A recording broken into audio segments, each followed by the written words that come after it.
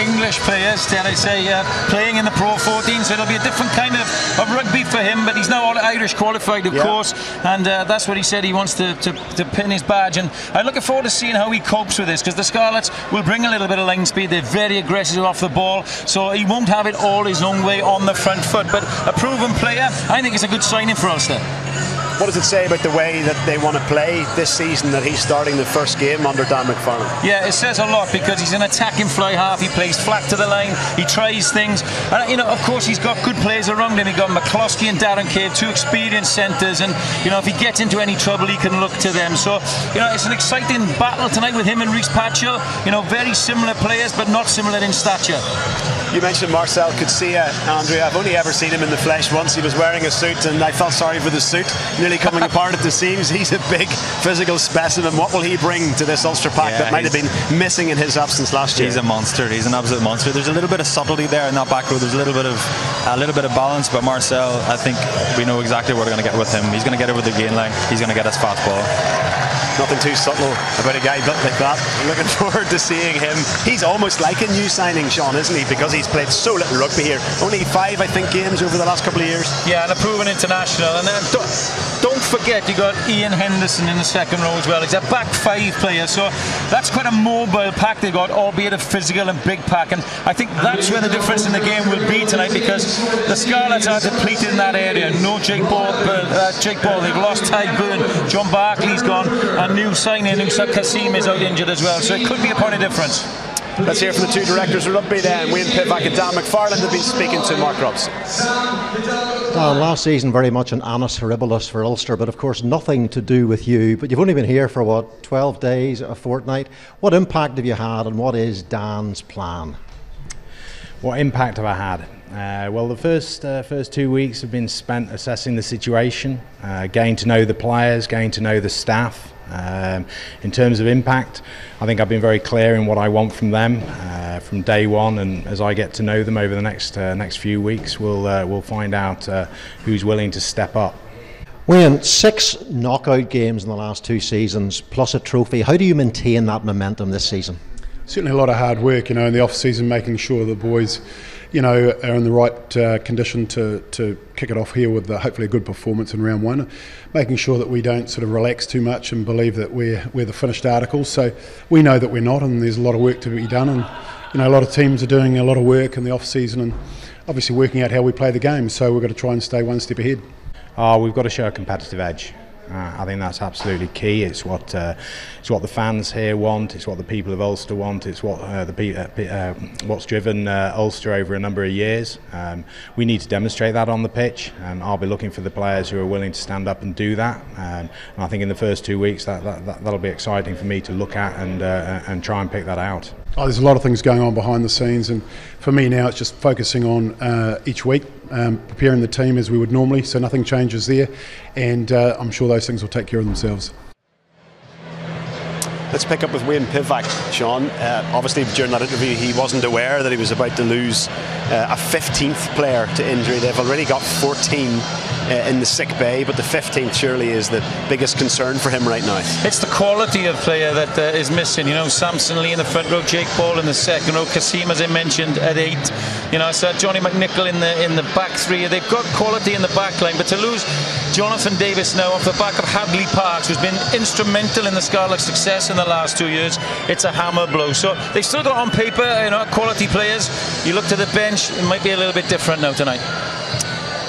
I think when the word reaches the rest of the people in the stadium, there'll be a general sense of disappointment, not just from the Scarlets fans, but everybody wants to see the best players in the world in their home ground if they can, even if they are members of the opposition. We don't yet know the extent of this injury, but it just doesn't look good, Sean. No, it doesn't look good, and he's been plagued with injuries, but when he's playing, he's an absolute quality player. Left-footed option, you know, it's a big call now for young Stephen Hughes, who's travelled as a travelling reserve, to step into the shoes, not just straight off the plane, but you know, to fill the boots of Jonathan Davis. Of course, he was the Lions man of the series not so long ago, and a quality individual. He leads the defence for the Scarlets as well, which is important. But Steph Hughes, you know, he's got a good head on young shoulders. He's captained the Scarlets in the other competitions, and so you know, he won't let the Scarlets down. But surely they lack the quality now that Jonathan Davis brings. There they are in the dressing room getting ready to go. Of course, you have to react to situations. This happens fairly often in rugby. There's always injuries in the warm-ups, but it's certainly not what they've been looking at. It's going to be an interesting season anyway for Wayne Pivac, given that we know he's got the Wales job.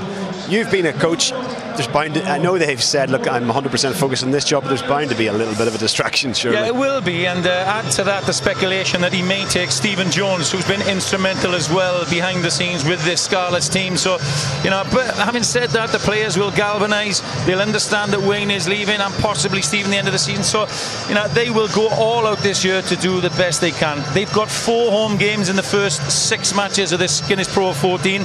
So, you know, they've got a chance to start well and do what they've done in the last 2 seasons. What a game in prospect. Ulster's first match under Dan McFarland. Commentary from Andrew Trimble and first Mark Robson. There's a feeling of freshness about the Kingspan Stadium. Ulster need a new beginning after a season past that delivered far too much angst on and off the pitch and no knockout rugby. The Scarlets, on the other hand, appeared in a Guinness PRO14 final and a European semi-final. 2 teams clashing from, in terms of recent outcomes, the opposite sides of the Celtic rugby tracks. 15 on the Scarlets injury list, but still a strong side. Rob Evans, one of the best loose heads in Europe, and new signing Blade Thompson in the back row. Beware effervescent James Davis. Late news, bad news. Lion star Jonathan Davis pulled up in the warm-up, so Steph Hughes comes into midfield. New signing Sam Hidalgo-Klein and Clayton Blumenkeys start. Well, they still have a Lion. They've lost 1. Jonathan Davis, man of the series in New Zealand, but Ken Owens, he was on the bench for Jamie George in all 3 test matches, so the experience is still there. Well, for Ulster, perhaps realism is a word that their fans can bear in mind, and there is perhaps the greatest Ulsterman of recent times, Rory Best. Today he can only look on and hope that his side produces a victory on day 1 of this new season. Well, the Scarlets, they know what lifting a trophy feels like. Very few clubs get to claim silver polish on their tax return. The Welshmen want more success. Ulster started and finished last season with good results. 5 wins from 6 in the league in the opening block, and winning 4 and drawing 1 of their last 5. The final game was the what the hell happens if we lose this Champions Cup qualifier against the Ospreys. They won that. Now can Ulster bounce on from that encouraging closure?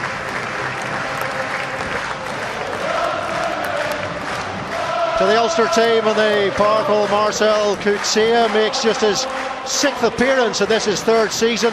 Ian Henderson free to play, the international involved in the Summer Series win in Australia. 3 debuts from summer signings in the backs.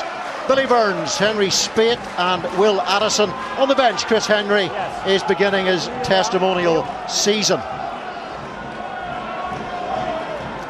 And the referee is from Italy, the very experienced Marius Maitreya. Well, included amongst Ulster's 5 wins from the first league block of 6 last season was the scalp of the Scarlets, beaten 27-20 at the Kingspan, a match that climaxed with a thrilling finish.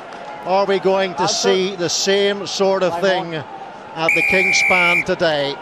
Nerves, I'm sure, for Billy Burns, signed from Gloucester, Irish qualified, grandparent from Cork, another new signing, this time in a Scarlet shirt, Sam Hidalgo-Klein clearing into touch. Well, Andrew Trimble has raced his way up to the commentary position. What can Ulster expect from Scarlets and vice versa? First of all, sorry I'm late, I've lost a little bit of pace there, so anyway, very straightforward start from Ulster. Just bang it down there and get a set piece, get into the game. Here is John Cooney, Ulster's player of the season last season. Billy Burns, a lot of height on that. Very still, warm evening here in Belfast. Clayton Blumenkeys, signed from the Cheetahs, has some red in his dreadlocks to represent his debut for the Scarlets this evening. Werner Creer, the Springbok international, 4 caps for him, stands over the ball. Hidalgo-Klein, signed from Edinburgh, 12 caps for Scotland. And here's Will Addison. former Sale Sharks captain, another player who qualifies for Ireland. His mother born in Enniskillen, the Lakes of Fermanagh. Don't go So for the Ulster penalty. signing The ball well is in the clear. close season. Billy Burns, here is Ian Henderson. Great to see Henderson and Marcel Coetzee matching up on the same side. Lovely pass from Billy Burns, but unable to be held by Ulster. And talking to Jonathan Bell, who coached Billy Burns at Gloucester, he said one of the great strengths of Burns' game is his passing game. Yeah, you can see there the way Scarlets are coming up in defence. There's a fair bit of line speed. We saw that in the warm-up with the bags. They're putting the ball carrier and the passer under a lot of pressure, so they come up trumps there and they force the knock-on. Yes, Leo, I can hear you loud and clear. Can you stay? This is the mark? Okay, can you Yeah, stay he there? certainly Thank you. thrived Yeah. under Johan Ackerman at Gloucester, Billy timing's right, Burns, okay, in but balance, I please. suppose helped on his way by the arrival of Danny Cipriani to Kingsholm. But a good move for him, as I say, Irish qualified. Don't be surprised if Joe Schmidt pulls him into camp. Crouch! So one of the best loose heads in Europe Set! in Scarlets colours tonight, Rob Evans. And Hidalgo Klein feeds Josh McLeod at number 8. Hidalgo Klein, here is Kieran Fonatia, the Samoan international signed from the Ospreys. Scott Williams went the other way, Rhys Patchell, Friday, and here's Clayton Blue McKees, and you fancy he will adapt well and work well with the Scarlet style. If you saw him playing for the Cheetahs last season, you might know what I mean. Release! Don't go in there.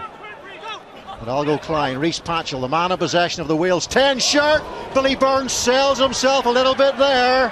And here's a chance now for the Scarlets. Hidalgo Klein, can he produce the pace? Henry Spate tries to gather the ball and does really well at the breakdown. Here comes the Ulster counter. John Cooney in possession.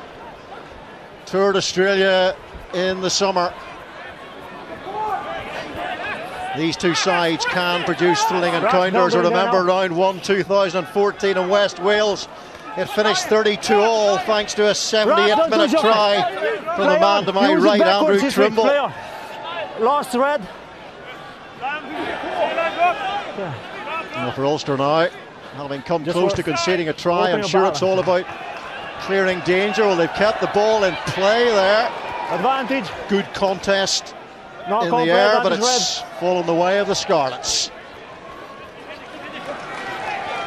Alan O'Connor going in there with the big hit, the Ulster captain. 6 years now at Ulster, the Dubliner.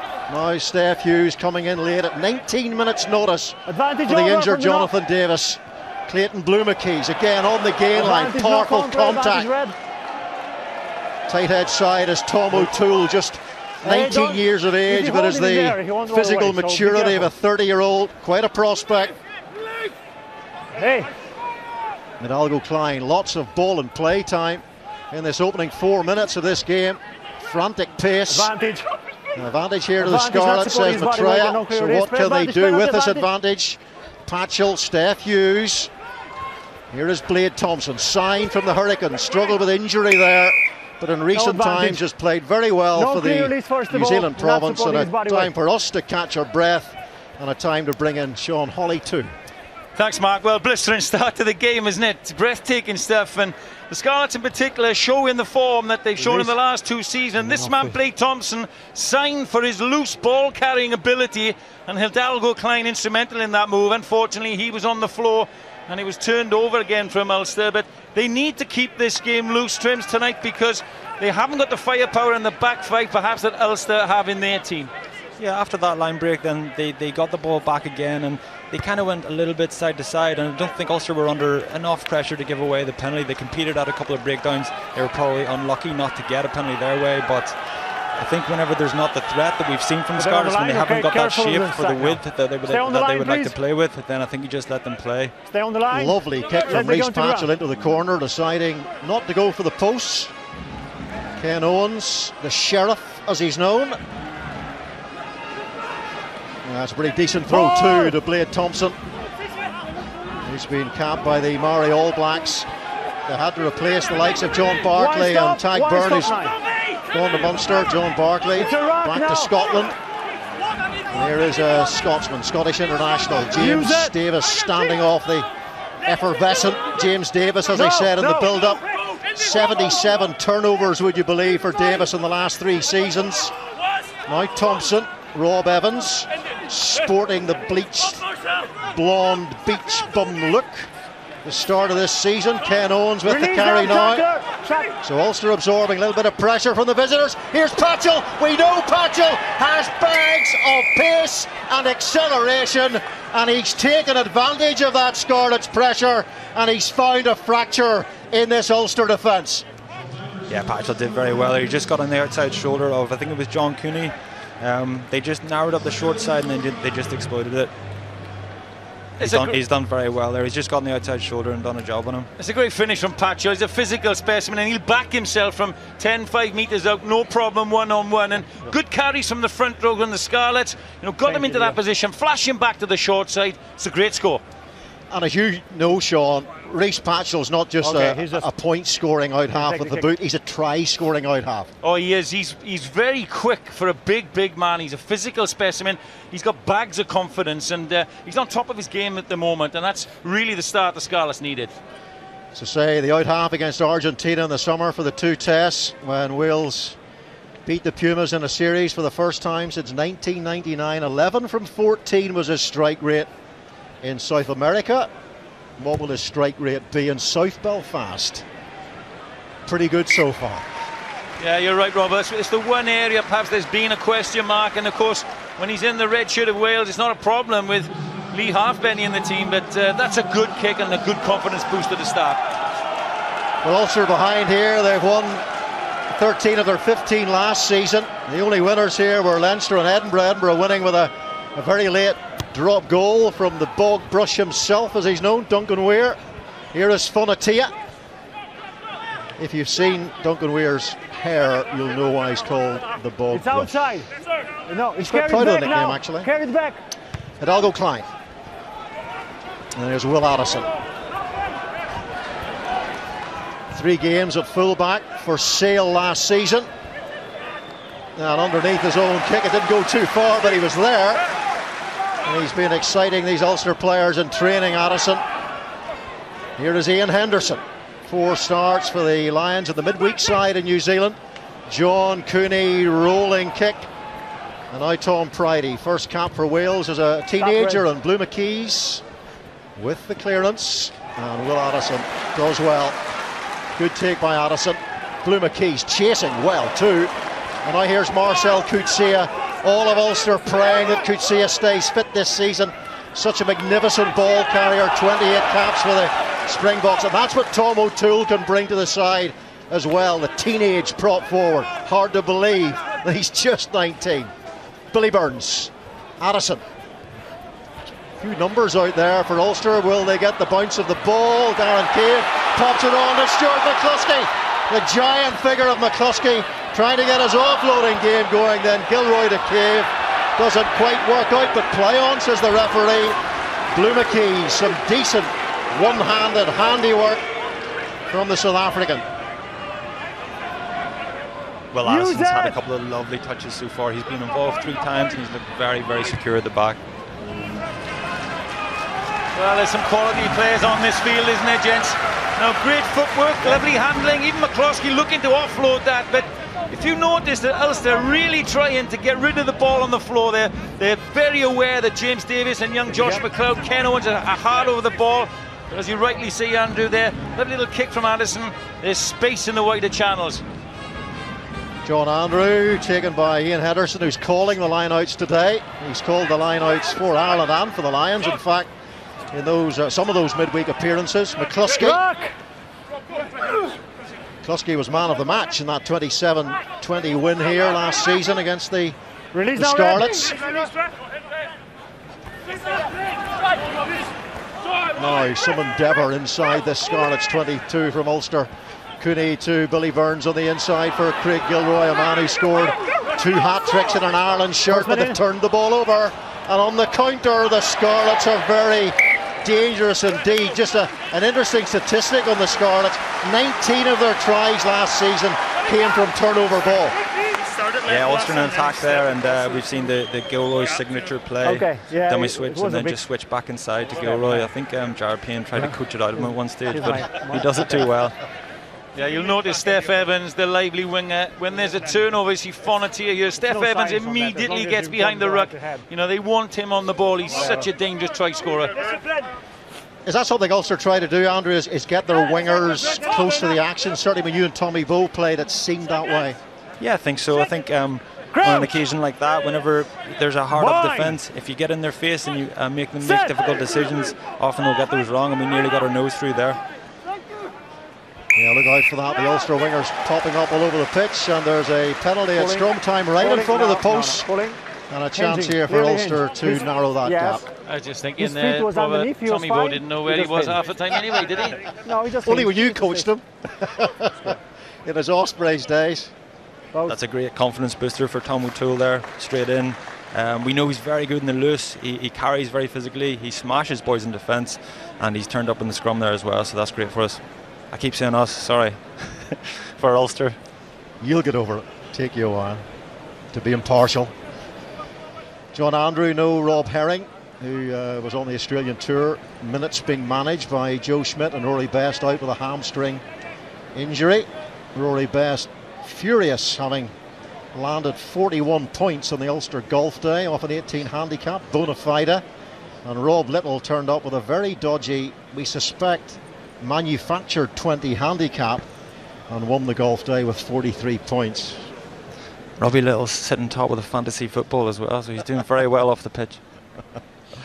John Cooney, 226 points last season in the two competitions, 175 points in the Pro14. He was the top point scorer in that competition, and what a signing he was. Yeah, great signing, you know, reliable goal kicker, which you need. But it's interesting, isn't it, that both teams, their first entries into the opposition 22, they both come away with points. It's showing quality, and it's showing we got a game on. The Scarlets, remember, have played in the last two finals, both in Dublin, lost to Leinster in May, beat Munster in 2017 to become champions of this league for the second time. So they are some operators. European semi-finalists last season when they lost to a rampant Leinster, and they got the ball eventually. Ulster, Cooney, quick ball it was to, here's Burns, to Andy Warwick. Marcel Coetzee is already looking as if he is full of enthusiasm, which you'd expect from a man who's missed so much rugby. After a couple of lovely offloads go to hand, then it's the tendency is always just to get slightly carried away and look for the third one, but Ulster looking dangerous here. Yeah, they win in the kicking battle at the moment. It was a great contestable, and look at this shape here. Billy Burns needs probably an Ian Henderson, or I could see it on his outside there. You know, unfortunately Warwick is in the way, and your loose head isn't going to get you too many line breaks. Well, Chris Henry said this season that the way we want to play is different from last year, so it'll be interesting to see what that different way is. Set.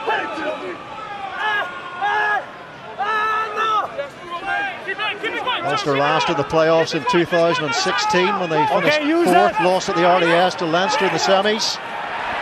So it's been a while since they experienced knockout rugby, but they've turned the ball over here, and Coetzee with the offload for Craig Gilroy with one of those classic spinning runs of his. O'Toole showing brilliant handling skills to find Ian Henderson. This is rapid front foot ball. Billy Burns for Alan O'Connor. Crowd noise rises to a crescendo. Here's McCluskey, superb offload. Darren Cave looks outside for Henry Spade, and they still have it through Darren Cave. Cooney, now Gilroy, tackle from Blumenkeys. Ulster retaining that possession. Billy Burns. High tackle. The referee Maitreya playing the advantage here. O'Connor hits that ball hard. Now Cooney. Plenty of tempo from Ulster here. Now Gilroy, Blumenkeys does well. He stayed calm, the former cheetah, but the referee was of course playing an advantage. There was a high tackle, but I think there was an early tackle, and Darren Cave, as he went through, he did very well to hold on to the offload from Stuart McCluskey. Again, Ulster looking really, really dangerous. A beautiful touch from Tommy O'Toole earlier on in that play as well. Yeah, what Ulster are showing is exactly what Leinster did to beat the Scarlets last year. They're difficult to go around, but if you can go through them with your big carriers, then space develops. And it all started from Cooney being alive at the base of the scrum, stealing the ball from Hidalgo Klein, and they got on the front foot. That's classic McCluskey there, isn't it? If you look up McCluskey in the dictionary, there'll be a picture of him offloading. That's exactly what we've kind of become used to seeing from him. And Darren Cave reads his body language very well. We're unlucky. I think Ulster are unlucky not to get something more out of that.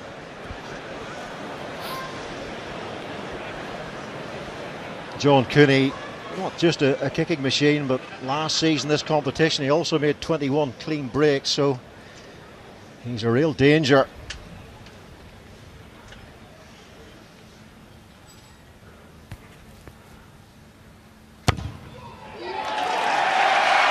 Well, the Scarlets lost 6 times to Irish opposition last season, and Ulster are working their way into this game through the boot of John Cooney. Well, Dan McFarlane sitting in the stand, as much as he's big on a set piece, when you got a kicker like that, you're quite happy to make the call anywhere on the field to take those 3 points. What's exciting about Ulster is the pace they're trying to bring to this game, the tempo. Here's Darren Cave, another man who's scored a hat-trick in an Ulster shirt against Leicester here in a European game a number of years ago. 31 years of age now, the man from Hollywood, Rory McIlroy country. Same school as McIlroy. Up goes Thompson. Hard man to replace is Tag Byrne. And that's going to be partly Thompson's job here. Remember, they lose that little bit of breakdown impetus with the loss of Byrne and Barkley. James Davis, of course, exceptional in that department in his own right. Now here is Fonatea and James Davis to Tom Pridey. Tackle from Addison is a good one, and it had to be a good one. Hidalgo Klein looking for width through Patchell perhaps, and now Rob Evans nearly fires the intercept. Well played by Blade Thompson there, really good awareness. And now it's Steph Evans back after injury, picked up a nasty knee knock in Washington against South Africa. Well, I think he's took a bit of a high shot there, Andrew, and just stepped inside, took one shoulder on the head, it looked like, from here. Yeah, that's an incredible defensive play from Craig Gilroy. And despite that, this Scarlet side is good enough. He rolls the tackle and he offloads, and they're still on the front foot. So I think we show the quality. We've seen the quality in the Scarlet side in the last 5 minutes. Okay, I didn't have a look at that. You want me to check with the TMO? Please, yeah. Okay, It was Tom O'Toole, I think, who came flying. Yes, Marius. You heard my through the shot conversation. there. We wanted looking for any possible high tackle by free white. Free white, yeah. By free white, please. Okay, we'll put that up on the screen for you now. Well, let's see if it is worth a review from Marius Matroya. Yeah, it's a good spot from you, Robbo, with the prop coming across, a fleet-footed winger stepping inside, and it's not intentional, I don't think. Oh, he's chest on and it looks high. He could be running a risk of a yellow here. Refs don't like this sort of thing. I know the high tackles, it's been changed a little bit. I know they're talking about shoulder rather than neck, or chest rather than shoulder, but yeah, his footwork's caught him out there. Is that Okay, Marius, there are all the angles. I think Tom O'Toole's ended up worse off. Cannot see any clear high tackle. It's on the back, and then it's just an accidental rugby contact. It's a rugby collision, Marius. Rugby collision, no foul play, so we're going to start a red scrum because Red were in possession of the ball last. Right? Yes, that's correct. Okay. Rugby collision. Well, I tell you what, if they start using that phrase, we'd be delighted, because we've seen lots of yellow cards last season, penalties given for what are rugby collisions. You know, some empathy there shown from the referee, and I think we'd all applaud that. Because I was looking to my AR, so I missed what happened after that. Mark's there. There's the mark. What's it kicking wrong this, Rob, right? In that last phase of play, I think Scarlets really got into their shape that we've seen in the last couple of years, where they're such a big threat. And I think Ulster just got a little bit narrow and they struggled. And whenever that's the Time case, off. you just got to go The sideways and dog take your called for an medicine. HIA. Last season, Ulster made a great start. They won their first 4 league games, including the Scarlets here in round 3. And you're right, Tom O'Toole was the player who came off worse from that collision. He's off for an HIA. He looked happy enough to go down for the scrummage. Let's So not make an Ross issue now Kane, of that, okay? It's plenty of another space, youngster, okay? comes on in his place. He's on the left. Former member of the Donaghadee Minis. Very fine club on the east coast of Northern Ireland. Bind. And also former Methodist College Belfast captain that won the Schools Cup. Ross Kane, Vian Herbst is injured at the moment. Another option at tight head for Ulster. Steph Hughes carries. Here is Fonatia. Lou McKees tries to thread the ball through for Tom Brady, and they may be caught out here, the Scarlets. Craig Gilroy with the kick. And has that gone forward from Steph Hughes? Boos all around the stadium as the officials say play on as the ball runs dead. So the Ulster fans, in effect, sort of get what they want in the end.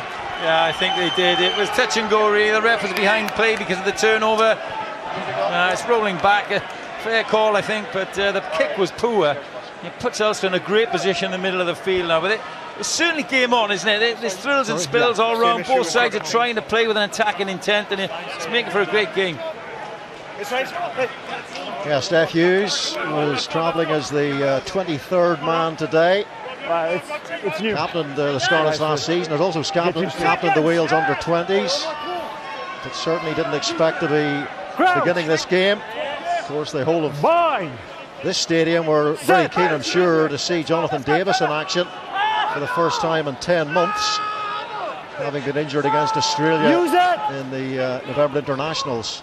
Billy Burns. Here is Darren Cave.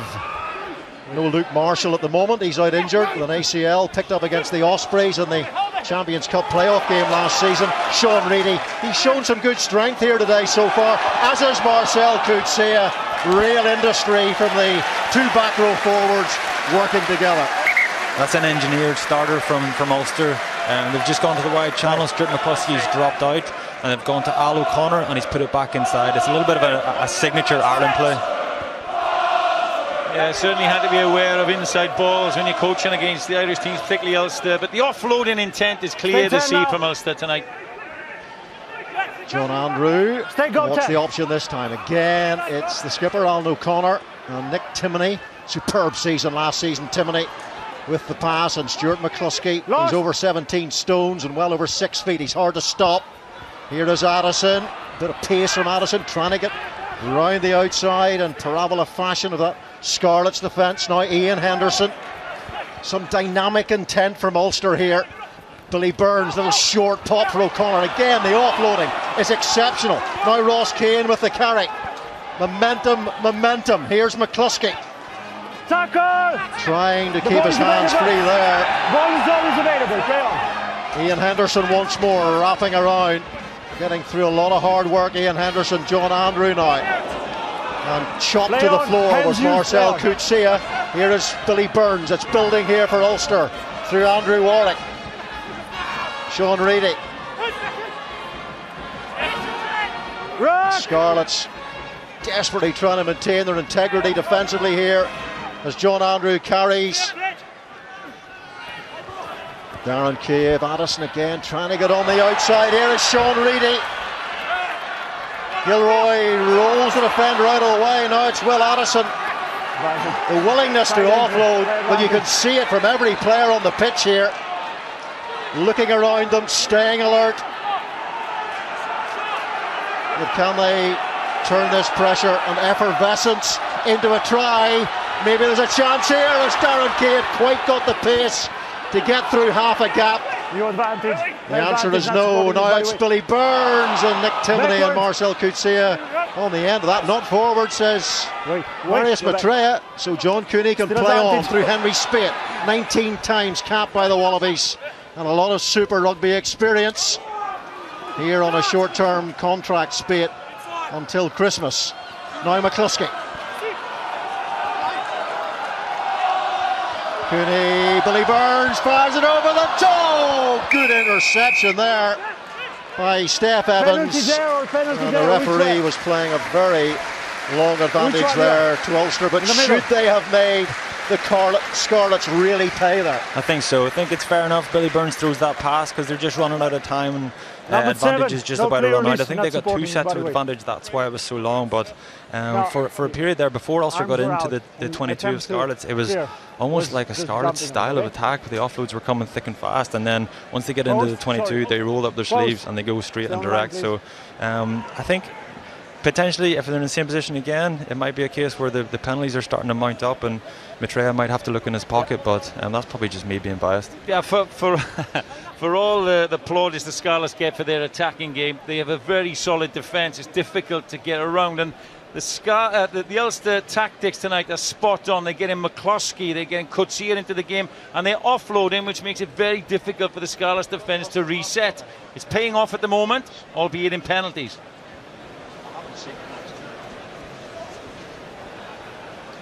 So this should be straightforward enough for John Cooney.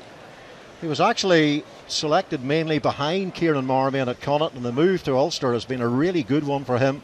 It's pushed him forward into the Irish setup ahead of Luke McGrath for the Australian tour.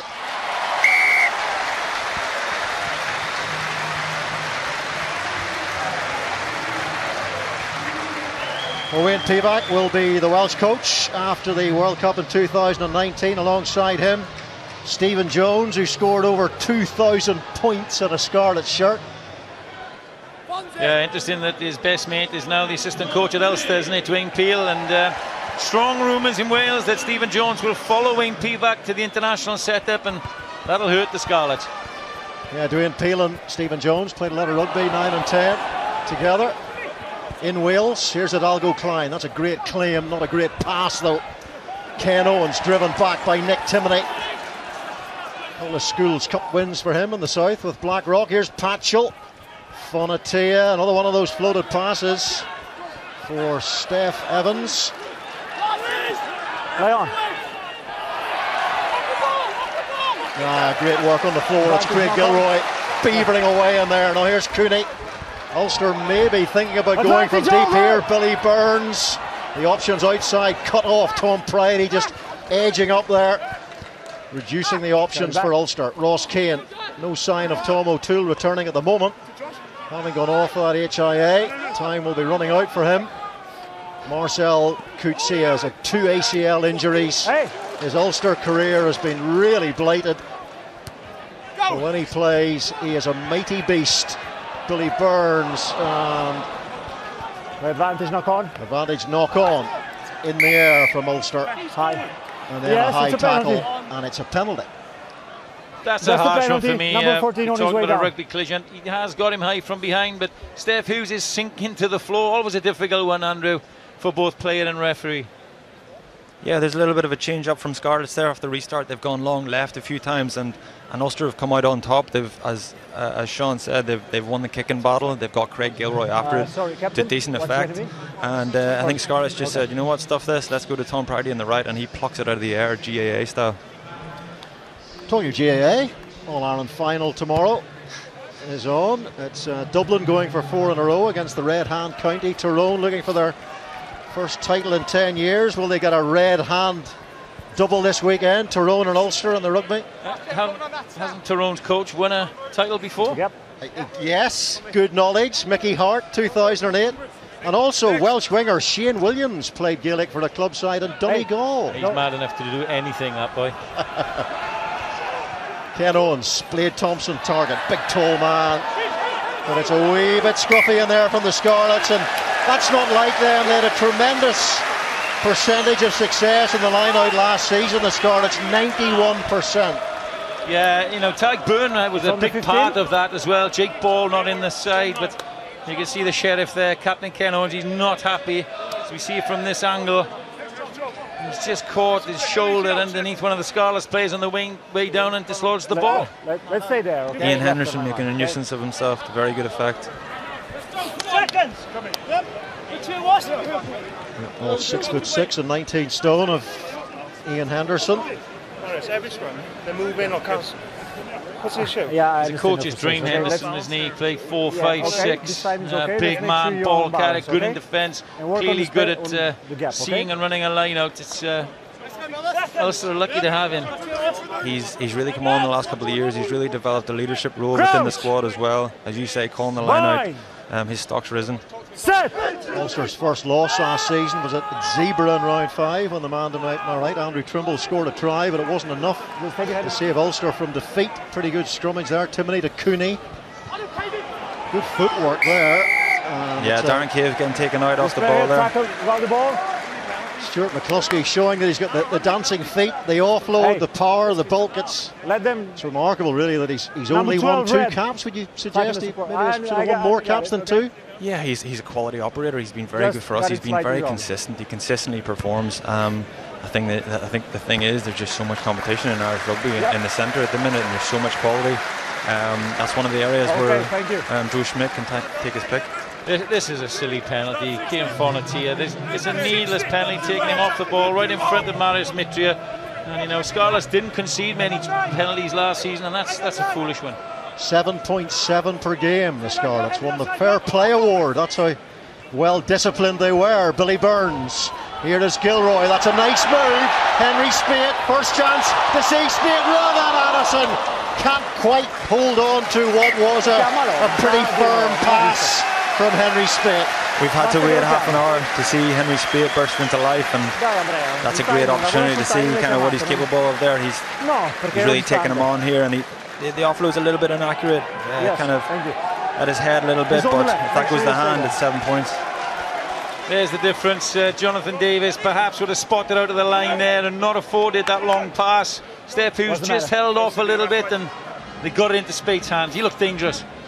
No Jacob Stockdale at the moment, who picked up an injury in training. He wouldn't have played anyway due to Irish player management until a little bit later in the season, but he'll be out for a while, so they'll need Henry Speight on that left wing. Speight, 41 tries for the Brumbies and over 100 appearances for them. Here's Hidalgo Klein and Tom Pridey off the wing, and now Patchell. Steph Hughes, Clayton Blumenkeys, nice pass to Steph. Evans able to run onto that. In comes Gilroy with a tackle, and they've managed to pound the danger man into touch. Tackle's okay. Blumenkeys is looking fairly lively as well. That axis of him and Steph Evans is going to be a big threat from us. It's very difficult to defend this play off that scrum because there's so much field to defend in behind, so the Ulster players, the Ulster backline, have to just be careful and just bide their time, and then they took their opportunity to turn the ball over there. Let's go, decent pot of fullbacks, the Scarlets, Sean, with Lee Halfpenny and Johnny McNicholl both injured. Yeah, they're not bad, are they? Because Johnny McNicholl, they'll probably look to play along the wing, you know, with Lee Halfpenny, but this guy's a good acquisition. McNicholl scored a hat-trick in the Pro14 final last season. Scarlets still lost. Here's a really strong driving ball from Ulster, well controlled. Use it! Cooney has a little look and decides that's the right option. Blumenkeys hasn't quite filled the space. He needs the bounce here. You just sense, don't you, that Ulster are wearing the Scarlets down just minute by minute. Sensible play, little kicks off the back of positive mauls, and it kills the defensive team. I think there was a few moments last year Ulster were accused of just not quite being as streetwise as the likes of Leinster or some of the other top performers, and that's an example there. Cooney and Gilroy just sneaking down the short side, a really sensible, clever play. The Scarlet side had 5 players in the Pro14 Dream Team last season, 5 from Leinster. Ken Owens was captain of the 2017 Dream Team. And he finds Bullbring with the line-out throw. Monte Carlo born, Josh McLeod at number 8, Hidalgo Klein back to Rhys Patchell. Played twice in the Six Nations, started against England and Scotland. Eddie Jones tried to put him off his game, you might remember, before that Wales game at Twickenham. A few mind games. Flag up on the far side. Ulster beat the Cheetahs in Belfast in round 1 last season. Scarlets won 5 of their first 6 last season, same as Ulster. Their only loss was to Ulster. It's amazing. Well, the last two finals the Scarlets have been involved in, 18 tries have been scored. And it shows the Scarlets' potential and the way that they are able to strike. Yeah, I think they're probably the most attractive team to watch. I think most people would agree with that, certainly the last two seasons. And Stephen Jones should take a lot of credit for that alongside Wayne Pivac.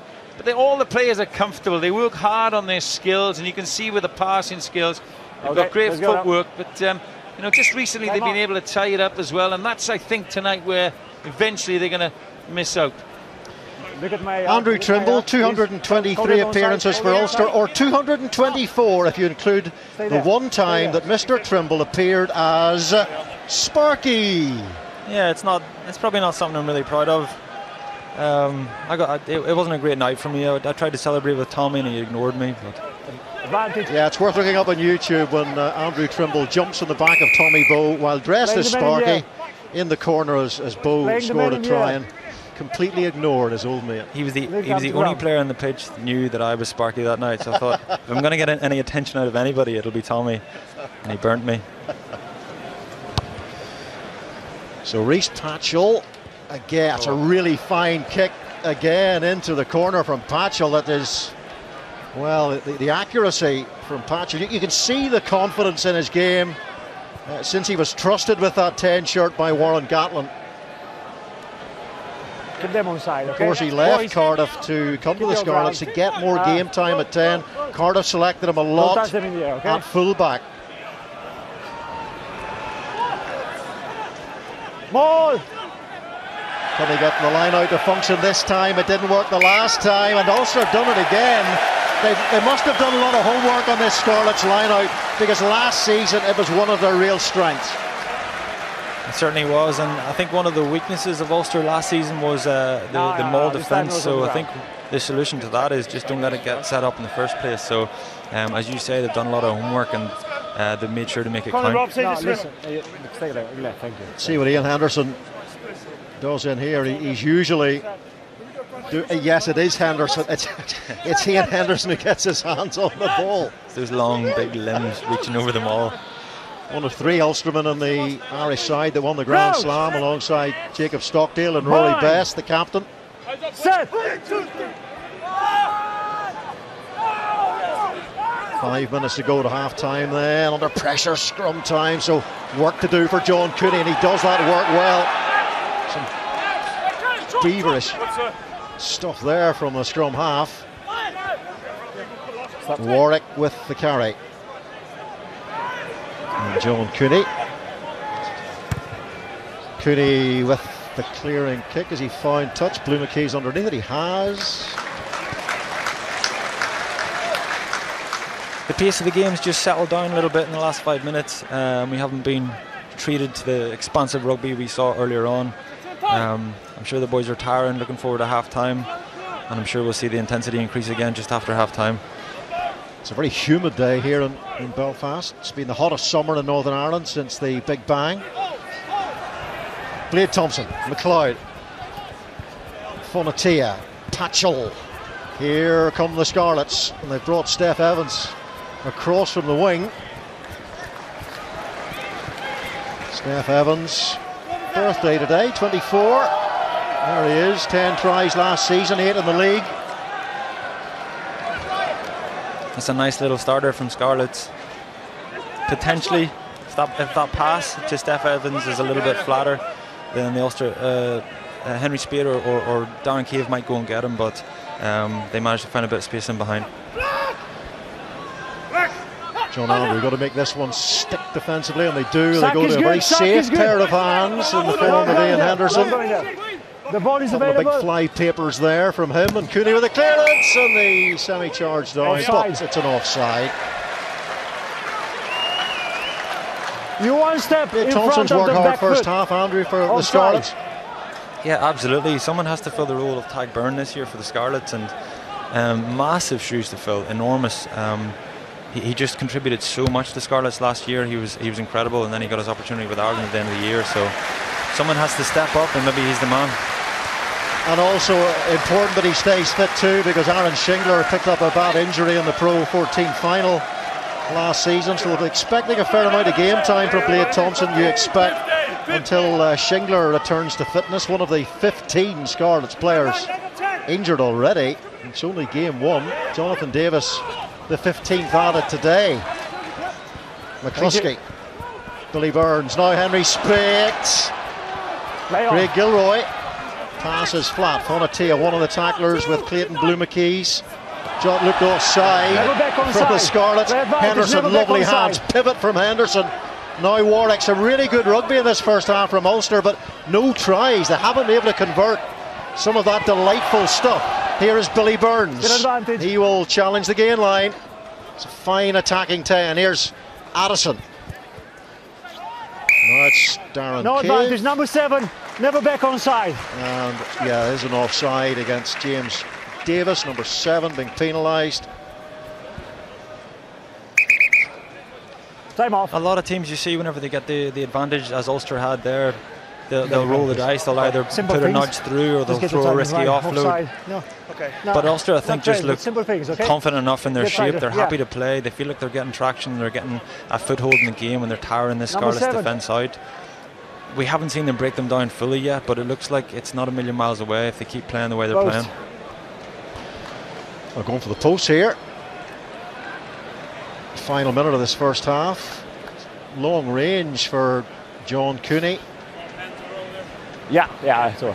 But the conditions are perfect for kicking. Very rarely in Belfast is there a breathless day, but this is one of those. Ulster finished their season really strongly, unbeaten in their last 5, drew at Thomond Park, won that Champions Cup playoff. Essentially they won that to maintain Champions Cup rugby here in Belfast. Ospreys relegated to the Challenge Cup as a result.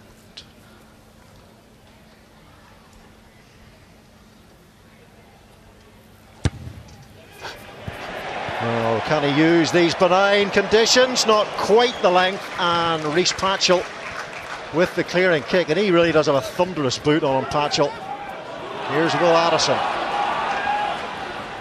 Should learn a lot from being coached by Jared Payne, who of course was equally adept at 13 and 15, whether in an Ulster shirt or an Irish shirt. Joe Schmidt preferred him as a sort of defensive general at 13, and Billy Burns just pops the ball out of play. So Ulster take a lead into the break here in the opening match of this Pro 14 season. He has scored all of Ulster's points.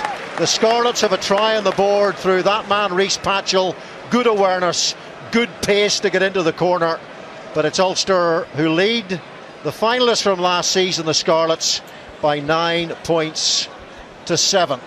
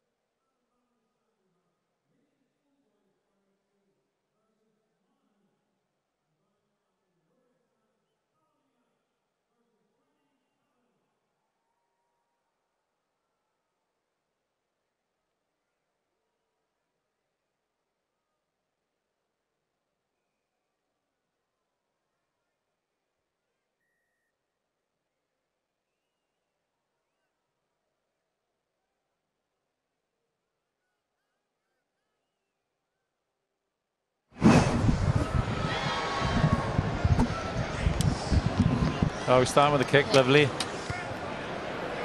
Lovely.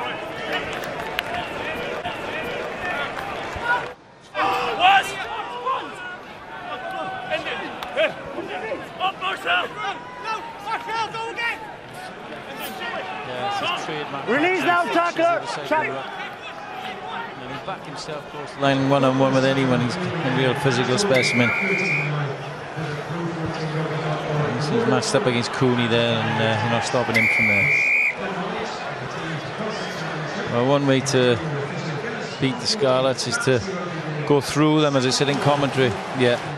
You know, part of that is playing close, short, good offloads. This is a real intent and it's pre-planned. It frees up a little bit more space this year. Again, O'Connor's been impressive in the first half, short carry, but it just shortens up the line a little bit. And McCloskey's just immense. Cave, sort of sixth sense to read off him. And eventually, it's going to create some space on the outside.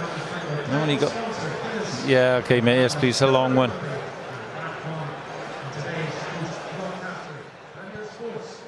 Yeah. So we go straight to that moment. How long is it? Okay. Spot on, mate. The speed one then is this one down the left-hand side, is it?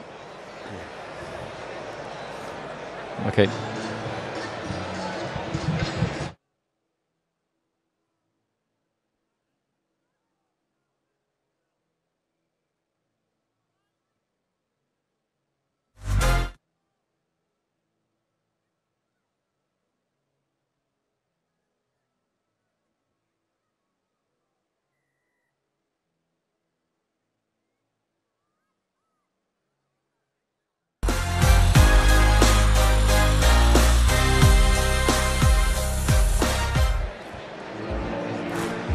Rhys Patchell gave Lee Clonethley Scarlets the best possible start at the Kingspan Stadium in Belfast, but it hasn't been enough to give them the lead. Ulster leading at the moment, 9 points to 7.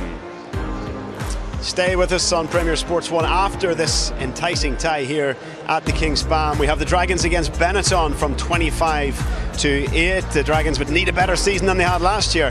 Benetton trying to build, and was pretty successful for them. Sean Holly is my guest here pitchside in Belfast at the Kingspan. It's been a really entertaining first 40 minutes, hasn't it, John? Yeah, it is. Glorious night here. The crowd are playing their park, Graham, and the Scarlets got off to a great start, and they needed it really, because Ulster have really come back strongly and are putting a lot of pressure on them. It's a close game, that's for sure.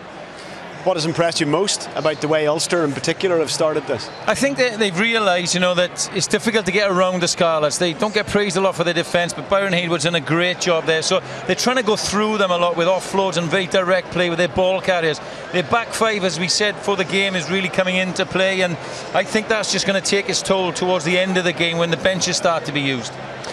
It was difficult, especially impressive how they reacted to going behind in less than 3 minutes. Rhys Patchell, he can kick, he can score, he can do everything, this kid. Yeah, no, they needed that start, they say, losing Jonathan Davis. Look at this. This really accentuates the score because it puts them in the position, the line-out caller, to make the call. And the front five carried really well into this position then to allow Rhys Patchell to do what he does best. This is trademark Rhys Patchell. He waits for them to get 20-25 metres infield and then flashes to the other side. Why? Well, because he backs himself one-on-one from this distance.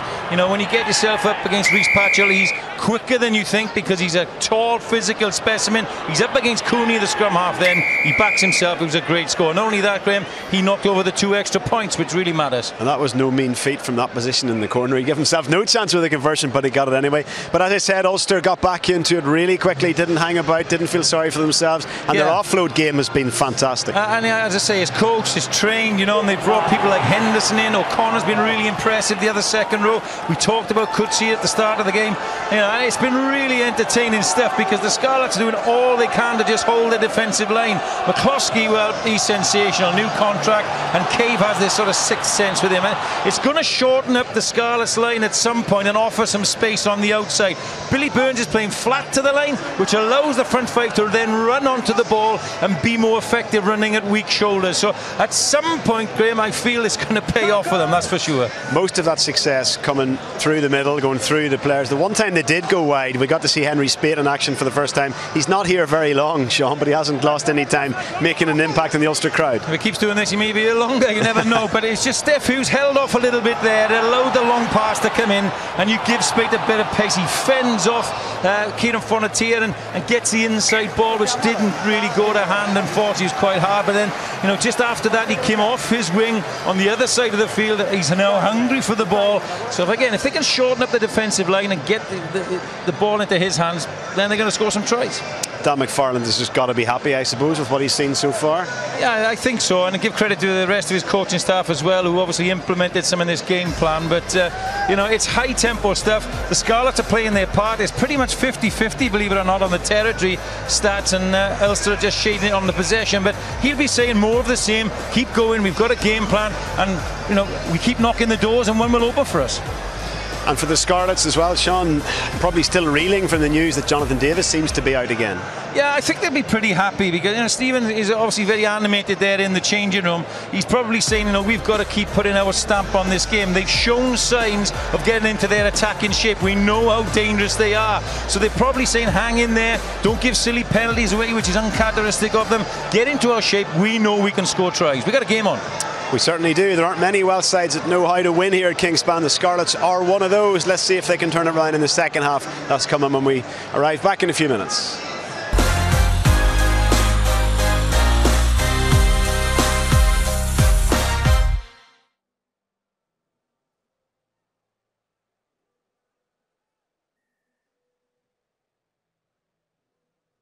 That's great. You can talk next. Hey, mate. Is that all right?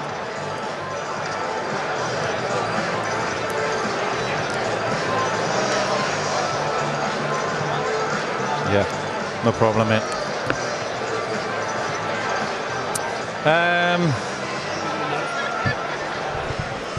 No, probably not, mate.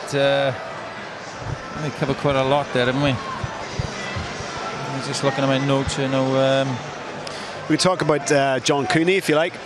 Yeah, his kicking could be the difference. And discipline, actually, that was one of the things I wanted to bring up. Best disciplined side in the league have given away so many penalties that they're losing.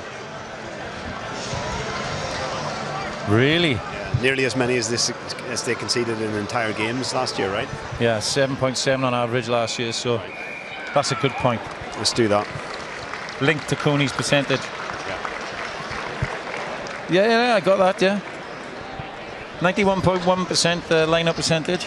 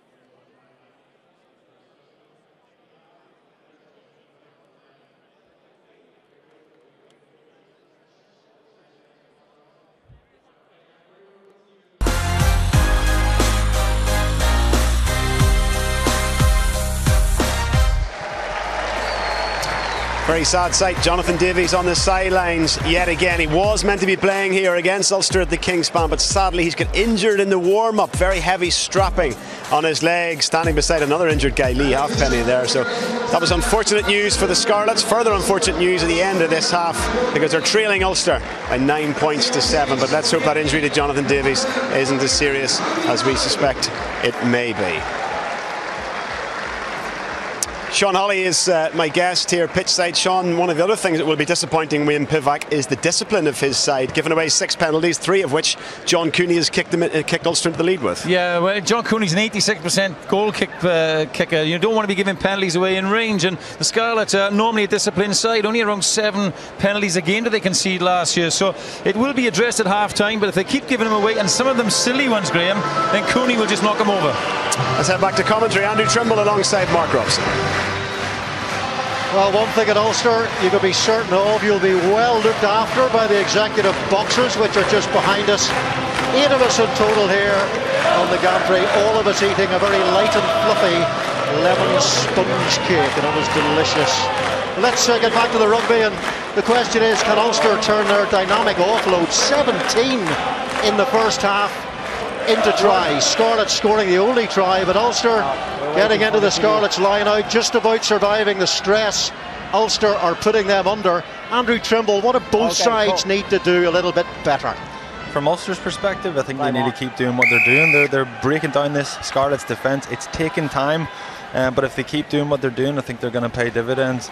From a Scarlets point of view, they seem to be getting straight into the stride whenever they get the ball in their hands and they go wide and they threaten this Ulster defence. Ulster are narrowing up a little bit and giving them a foothold in it. So from Ulster point of view, I think if they hold on to the ball as long as possible, then they'll not have to worry about that. Cooney's kick, Spate chases, catches a New Zealander and Blade Thompson. Wallaby on Kiwi. Ken Owens, good carry, look for the offload. Kept those hands free. Here is Patchell. He's half through the gap there. And it's the Scarlets who are stressing this Ulster defence through Steph Evans. Supremely dangerous with ball in hand. Tracks Will Addison. Scarlets trying to hold Addison off the floor, and Ulster trying to get the deck. No hands, wide, no eyes, let it come. Well, they've got the ball. Hidalgo Klein, former Celtic Rugby Young Player of the Year, then suffered a little bit of a dip in form. Looked to be back to close to his best for Edinburgh last season, then signed by the Scarlets. Oh, Rhys Patchell almost clean through, pops it off to Ken Owens, and Ken Owens plunges over the line for the Scarlets. And again, it is Rhys Patchell who is causing all those problems to that Ulster defence. Try yes or no, please. Patchell's absolutely torturing Ulster at the minute. He was responsible for the break they made up the left-hand side here. Steph Evans put the ball in behind and then turned Ulster over. The ball slowed down and it looked like the danger was gone. But then they just put the ball into Patchell's hands and he said, I'll do the rest. Offload to Ken Owens and TRY. No. Oh, did he bounce it though? Did he bounce it? Was there... Oh, he doesn't. No, he doesn't. Yeah, he doesn't think so, does it? No. He doesn't think so. There's not much of a poker face from Ken Owens here. Well, but by his face, he'd win nothing in Las Vegas. But of course, it's a TMO decision. As he lost possession there as he tried to drive the ball into this Belfast turf. Okay, Leo, take your time. No rush. It's your call. Good honesty out of him anyway. Leo Colgan is the TMO. Guarda la sua faccia. Nick Timoney did some great work in there, just to haul Ken Owens back and maybe force him into the mistake. Look, got him by the shoulder. That right arm, and that's the arm, of course, he was using to try and ground the ball with. I have a decision. Yes, Leo. The red player loses control of the ball and it goes forward. So, no try, scrum, 5 meter wide. That's correct. Okay. Extremely laconic scrum. TMO, Leo Colgan, but yeah, as you say, Ken Owens' face and body language and expression gave the game away. Some scramble from Ulster there, to be fair. That looked 100% try.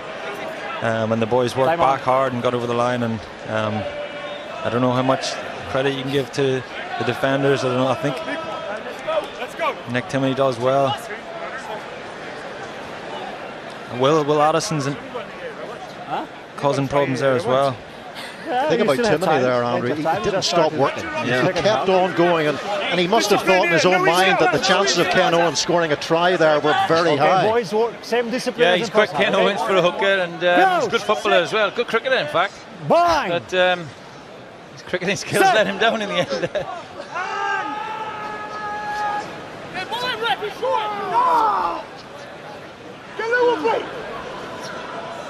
That's as solid as it can be, and Billy Burns with the clearing kick.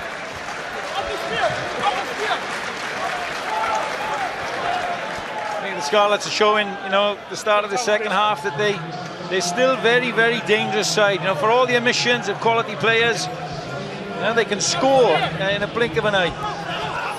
Remember, Ulster making a bit of a mess of their line out in the first half. Blade Thompson takes that one. Fonatia, a very strong, powerful man. He's close to 17 stones, the former Osprey. Steph Hughes, Patchell, good read in defence by Darren Cave, came blasting out of the line. Timed that one very well indeed. Steph Evans. I'm sure that's something Ulster talked about at half-time. Let's get up, let's make reads and put them under pressure. Blue McKees, Patchell, James Davis, and here's Fonatia. Now Blade Thompson, he's pacey, he's rangy. It's Darren Cave again who gets across to make the tackle. And then it's McCluskey who drives through. And once more Ulster have done some almost miraculous work in there to turn the ball over. Now Blue McKees from depth, dangerous, scored a lot of tries for the Cheetahs, and a lot of them started from positions like that. Bullbring straight through the middle. There's so often weakness there in any defensive side if you go straight. And here's Blade Thompson now. His work rate has been high, so is Josh McLeod's. Number 8 for the Scarlets. Now Rob Evans inside. And Ulster pincer over the ball. That is Nick Timoney again. Well, he saved a try, and now he's turned the ball over. Great jackling by the Dubliner. Yeah, very streetwise from Nick Timoney. He just bides his time. He doesn't want to get caught for not releasing, the tackler not releasing, so he just waits, and then he pounces on the ball as soon as it hits the deck. The front five for the Scarlets are charged with clearing those rucks between the 15-metre channels, and if they lose one or two, they're slow to the race, the turnover is on. But here, you'll see why they've signed Blade Thompson. Anybody who wants to see more of this guy, YouTube his show reel, and you'll see a lot of him in that channel scoring tries. We play on. Uncle Joe was here, looking on. He was at the Ulster training session I was at a couple of Tuesdays back. He must put a lot of miles on the card, Joe Schmidt. He seems to be around the provinces regularly. Connacht, Leinster, Munster and Ulster are a long way apart, but Joe makes sure he turns up and keeps an eye on everybody. Sean Reedy with the carry. Here is Cooney for Burns. Now Cave, a little wraparound move, bringing Burns into the play, and Darren Cave's on the end of it. Advantage. Nearly. Tom Pridey. Play advantage, knock on. Made his Heineken Cup debut as a 17-year-old, and Welsh debut just over a year later. Whistle's gone. Knock forward.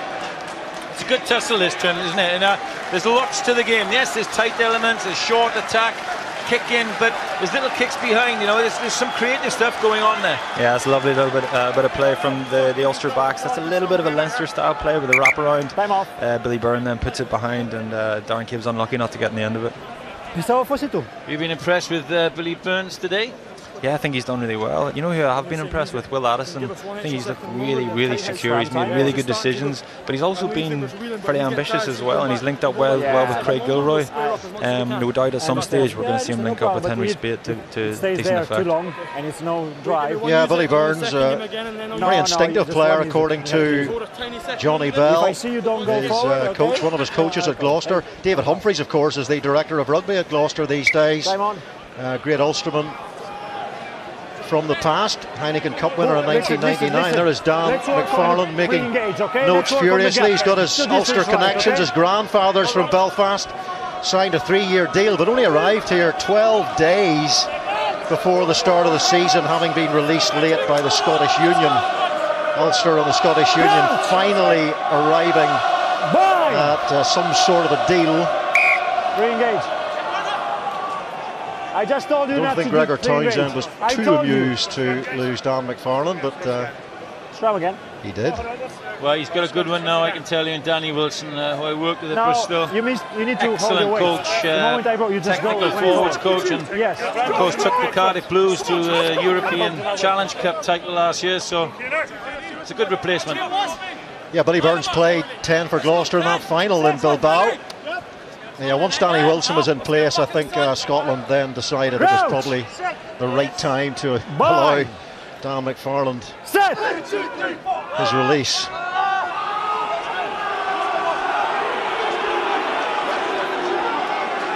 Okay, going nowhere. Josh Use it McLeod now. controlling for Hidalgo Klein. Little wristy, flicky pass to Rhys Patchell. Another one of the kicks of that booming boot of his. Here is Addison. 8 seasons he spent at Sale.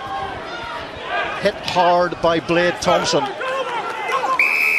Sliced by Blade, I suppose you could say there. And excellent contact from the back row forward, and the penalty is won by the Scarlets. That's the Scarlets model, isn't it? Just bash it long, and if you're too ambitious and you run back, then you're going to get hit hard and you're going to get turned over, and that's the strength in this Scarlets back row. Yeah, you'll notice the back rows weren't too far from that chase, and James Davis, you see, this is his trademark. They call him Cubby Boy, and he makes that tackle. It allows one of the others. This time it's Josh McLeod, a good young player from the Scarlets, getting over the ball. Give the gap. One of the other signings this season, Uzair Kasim from the Cheetahs is injured. They thought it might be a long-term Achilles injury, but he's only supposed to be out for a month with a calf problem. Henderson, the damage he has caused to that line out,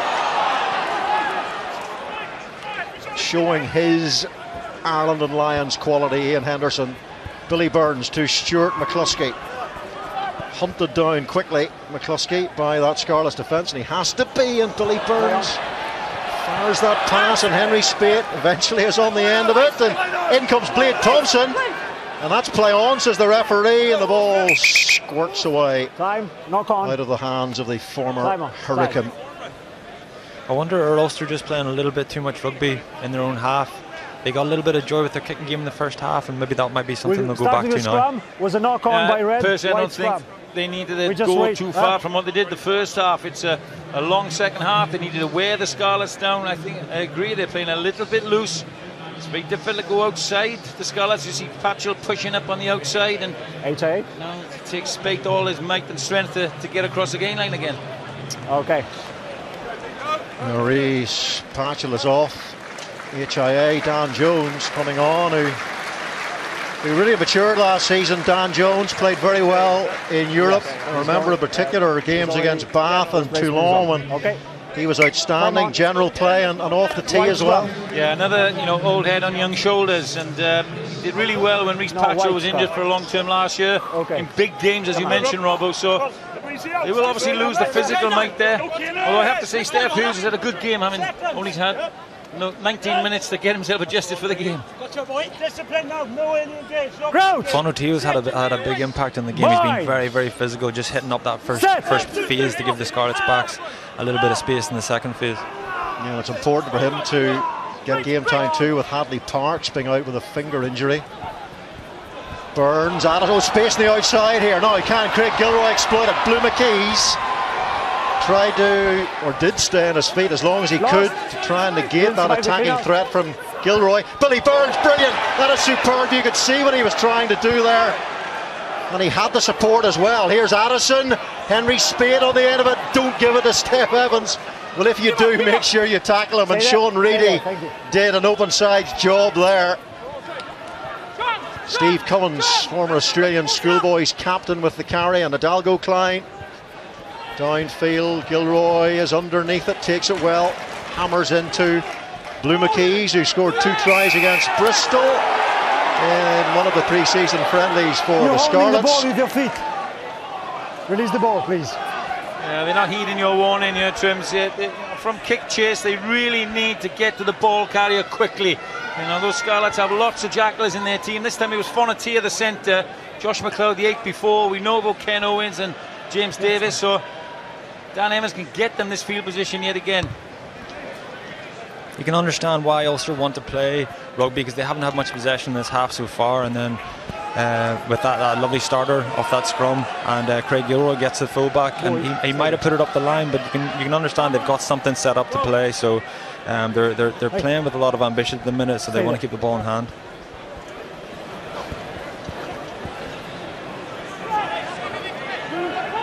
Ken Owens. Oh. Henderson again. He has been a pest. Well, that's the third line now. 2 in this half, 1 towards the end of the first half in these areas that have killed the Scarlets. They've lost 3 lineouts in these areas, and it's killing them on the scoreboard. It's actually reminded me today a little bit of Peter O'Mahony, the way he's reading those Scarlets lineouts, is it? Fair comparison? Yeah, absolutely. I think the more experienced Ian Henderson gets, the more smart decisions he's going to make. Now let's see if Ulster connects it correctly. As you say, Ulster spending a lot of this half buried in their own half and playing a lot of rugby in that half. So Cooney sends one up for Gilroy to chase, eyes on the ball. Steph Evans can't get away from Nick Timoney. Driven off the ball by Josh McLeod. Good work by McLeod. Quick clear out. Here's Fonatia. Straight to Will Addison. He's looked up as he spotted space, but he decides to keep the ball. And there might have been space downfield for the kick, but he took the other option. Yeah, it's the right decision from Kieran Fonatia. Spate pushed up. There was space there, but the execution wasn't right. McCluskey, former Bangor Grammar School pupil. Capped against England and against Fiji last November by Joe Schmidt, who is here. He must have been a second row in school, McCluskey. Played out half at school. Did he? Yeah, he did, yeah. Almost an intercept there. Ball bobbling about. John Andrew goes down on it. Rock, no S7! Cooney to Burns. Lovely short range kicker, Johnny Bell was telling me, but he's given the ball to Clayton Blumenkeys. Steph Evans hasn't had a try scoring opportunity really today. The deadly Steph Evans sent off in the semi-final a couple of seasons back, rescinded, played in the final, scored a try, and they've won the penalty here. Very kickable position. Chance for the Scarlets now to take the lead. The tide's just starting to turn here, and I think Ulster are putting themselves under a little bit of pressure there, and the penalties are starting to mount up the other direction as well. So Scarlets are going to make amends here. I think they're a little bit unlucky there, Ulster. They seem to be spilled in the tackle, and then it's fallen upon by Cummins, a second row. But referee Mitria deemed it a penalty, and Dan Jones is normally quite reliable from this range. Yeah, he's inclined to land his kicks in long streaks, Dan Jones, when he finds his range and rhythm. And they pop over one after another. 84% success rate in the Pro 14 last season, all told. Wayne Pivac will take over from Warren Gatland after the World Cup in Japan. And then he's managed to manoeuvre the Scarlets into 6 knockout games in his time in charge of the West Walians.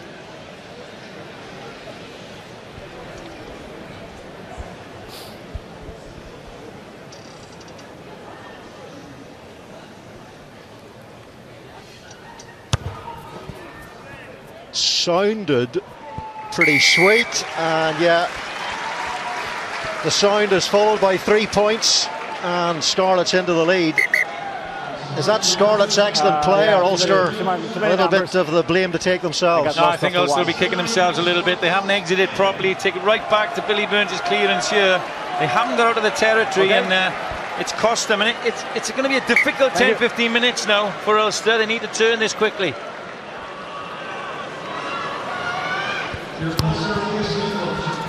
Billy Burns with the restart. Oh, brilliant from Henry Spate. Pile driving hit. Spoke to Christian Leilefano, who was a bit of a cult figure here in a short spell at Ulster before moving from the Brumbies, and he got the recommendation, the thumbs up from Leilefano. And if he does things like that, he'll become a cult figure too. Gilroy loves a spin. Cooney. Carried by Eric O'Sullivan, making his debut, the 22-year-old. Now Burns to Sean Reedy, Irish international. Release. Camped in South Africa on that tour a couple of years ago by Joe Schmidt. And here is the replacement hooker, Adam McBurney. Remember, no Rory Best and no Rob Herring at the moment. Ball stripped. Here we go. Creer gets the ball out. Will they look for width here? Little flick on from Blade Thompson to Steph Evans. Gilroy, nice pickup. Good hands from the international winger. Wait. Gilroy's at 15 now. Will Addison's gone off for Angus Kernahan on the right wing. Yeah, teenager Angus Kernahan, 19 he is, coming on to the right-hand side of the field for Ulster. Craig Gilroy very well used to playing at fullback. Fair amount of rugby there. Cooney's kick downfield. Blue McKee's underneath it, turns his body, finds a good shape, and then the follow-up tackle from Kernahan is well celebrated by this Ulster crowd. Great first touch from Angus Kernahan. He's had a very good pre-season. He scored a couple of tries, scored against Wasps, and he's looked very assured, very physical actually for a young fella. Yeah, we're just watching James Davis rip the ball out, and there's an opportunity for Steph Hughes to kick down to the space in the bottom right of our screens. But that's a much better kick coming in from Ulster. Contestable, putting Blummencheese under great pressure, and as you rightly say, young Kernahan with a great first touch. That's a great take on the line out by Sean Reid. He had to really work hard to get his hands on the ball there. Not quite sure how he managed to get the ball to stick in both mitts. And here comes the drive. So can Ulster benefit from that super work? Well, it looked offside. It's been dragged down. Yeah, Maul pulled down, maybe an offside as well from Ken Owens. But play on. Into the guts of the Scarlets midfield from Ulster. That has to be a penalty this time. Dan Jones, and the advantage being played.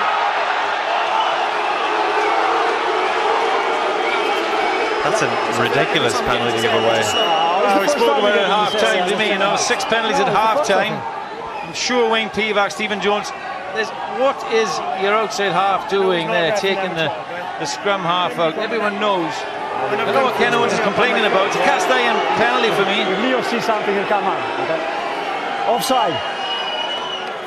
I'm not sure, maybe Ken Owens is complaining about something that happened in a previous ruck, maybe a neck roll or something like that. We're not quite sure. Probably his try. Yeah, still complaining about his try. Still the try. You should have kept a poker face then, Ken, whenever you, inverted commas, scored it.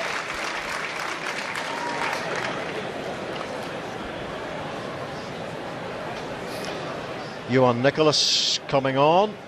Scored a couple of tries on the South African mini tour last season for the Scarlets. Also scored a try against Ulster in the 34-10 victory last season, the second meeting of the sides. They'll meet 4 times before Christmas because, of course, the Ulster and the Scarlets are in the same European pool.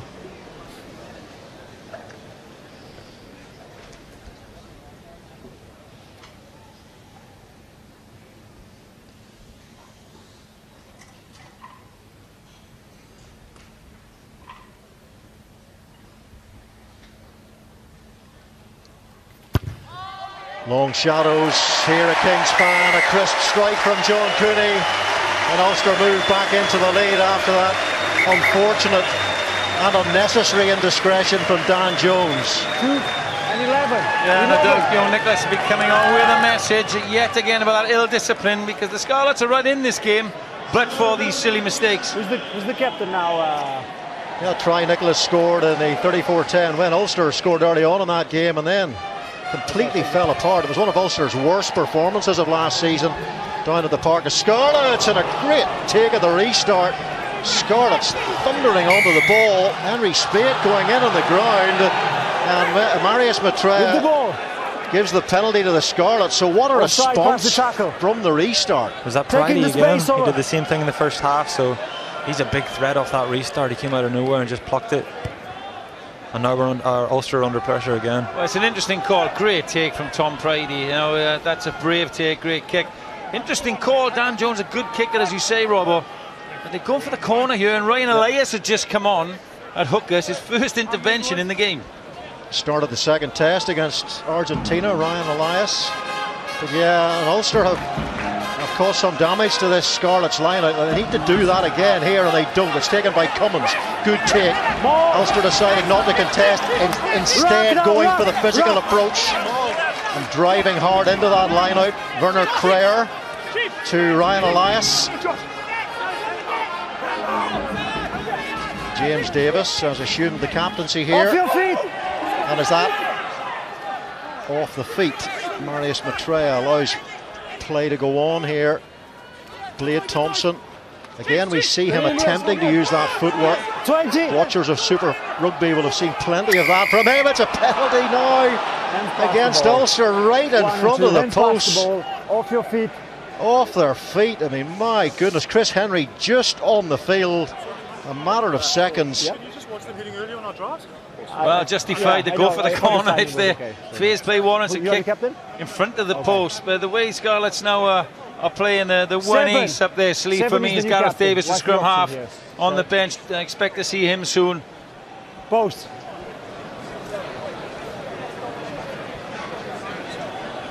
Thompson's come in and yeah, I thought the timing was okay once you guys go to ground. For me, it's hard to know. He says, I think he says the rock's already formed and Chris Henry's still poaching. I'm not sure Ulster need to compete as hard, because I'm not sure Scarlets have enough width and the kind of shape to threaten us there. The ball's slowing down, so maybe just leave them play and we'll get the ball back eventually.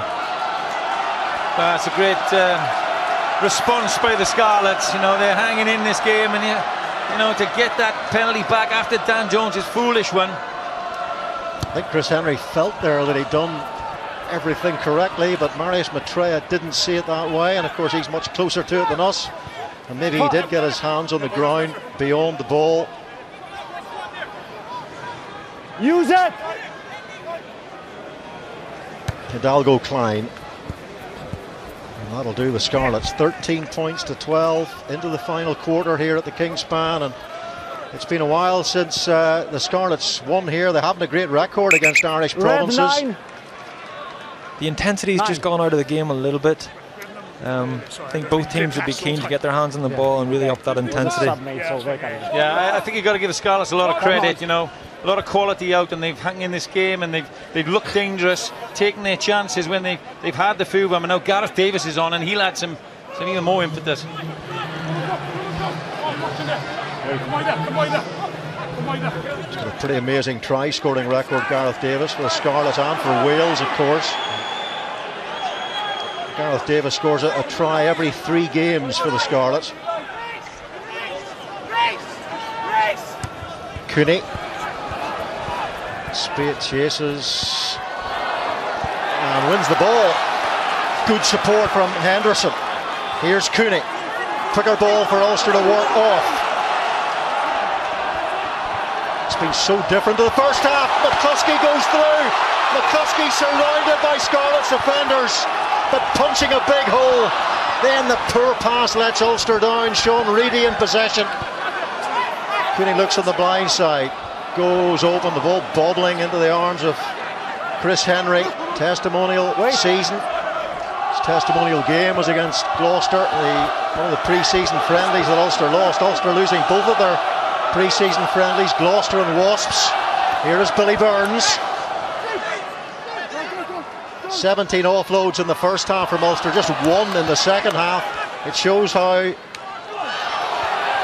game has changed in this second period.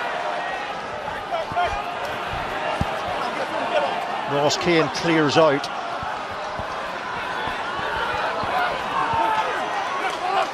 Some penetration from Ulster. Billy Burns on the switch for Craig Gilroy, and that spin works that time for Gilroy. Just using the hip as a swivel point to get round the defender. Now O'Sullivan. A little bit of footwork from the replacement prop. Billy Burns has McCluskey again.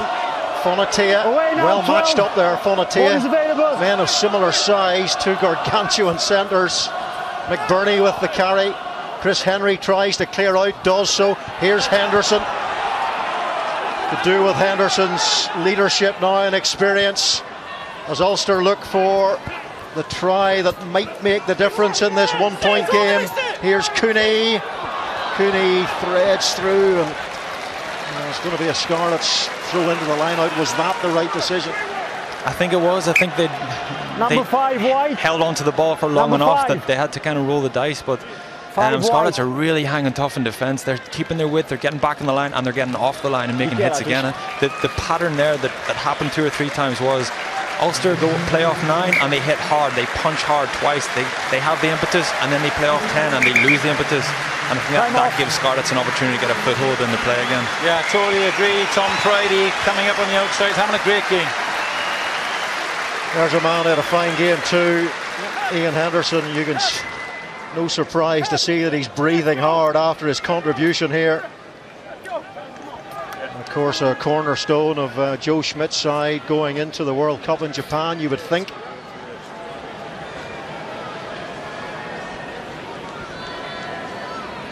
You've played alongside this man a lot, Stuart McCluskey, and is that the kind of thing you're used to seeing? That's typical, but I mean the thing that happened there was Ulster get a massive foothold, a big bust right through the middle, and then the next phase Scarlets get up and just it comes to nothing. So I think a lot of credit needs to go to the Scarlets defence getting off the line and putting Ulster decision makers under pressure. As you know, like I said earlier, Scarlets get little credit for their defence. Byron Haywood's done a great job. You know, they're champions 2 years ago, runners-up last year for a reason. Yes, great attacking shape and try-scoring ability, but their defence and their courage, their tenacity has been fantastic tonight. Time on. Ulster getting a lot of joy just punching hard off 9, and I don't think whenever you get in the 22 there's no problem, just keep doing what works. Shorten line out for the Scarlets and Ryan Elias to Dave Bullbring. So a little exit strategy from the Scarlets. Gareth Davis. Wait. Scored 5 tries at the last World Cup, including the sole breaker against England at Twickenham. But it puts the ball straight to Henry Smith. Oh, he's seen the gap there, and he was straight for that gap at some pace too. Cooney, Kieran Treadwell on for Ian Henderson, Irish international as well. Billy Burns, Kernahan inside, and it was knocked on from Craig Gilroy, and again Ulster's backline move just doesn't quite knit together accurately. I think the idea is right. They're trying to catch Scarlets out. They're trying to get a shooter to come up onto Kernahan, was it? And then he just drops. He's looking to drop Craig Gilroy in the inside in a space, but unfortunately there they didn't have enough action in the front line, and the defender got off and marked him up. And again, the tackling from the young Scarlets players. Ryan Elias put a great one in there. James Davis. Okay, let's start. Now they're holding out. Ulster haven't scored a try yet. And the Scarlets in the lead, and deservedly so, just for their sheer defensive effort at the moment. Draws McLeod off. Ed Kennedy, signed from the Randwick club, famous Randwick club that produced the likes of David Campese and the Ella brothers and Michael Checa, who played over 300 times for Randwick. So same standards, okay? No bring games, stability. Eddie Jones was the hooker, that's right, yeah. Beautiful little ground. I stayed close to it on the Irish tour to Australia in the summer. Stayed down in Coogee Beach, and of course, if you know the Randwick club, it is about 100 yards from Coogee Beach. Bet you're in the Coogee Beach Hotel, Robo. Once or twice. Penalty at scrum time, and that's great news for the Scarlets because it gives them an easy out, an easy clearance. And again, you know, no Samson Lee, no Jake Ball, who's a powerful scrummager. Werner Kruger showing his experience. Ryan Elias is a renowned scrummager as a hooker. And Rob Evans is again growing in stature as a player.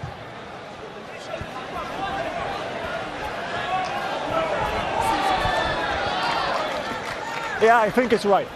It's on this loose head side, Rob Evans. He's had a good game. He's worked a lot off the ball. No, there's the middle. Rob Evans, member of the 2018 Celtic Dream Team. Hey, don't start it now.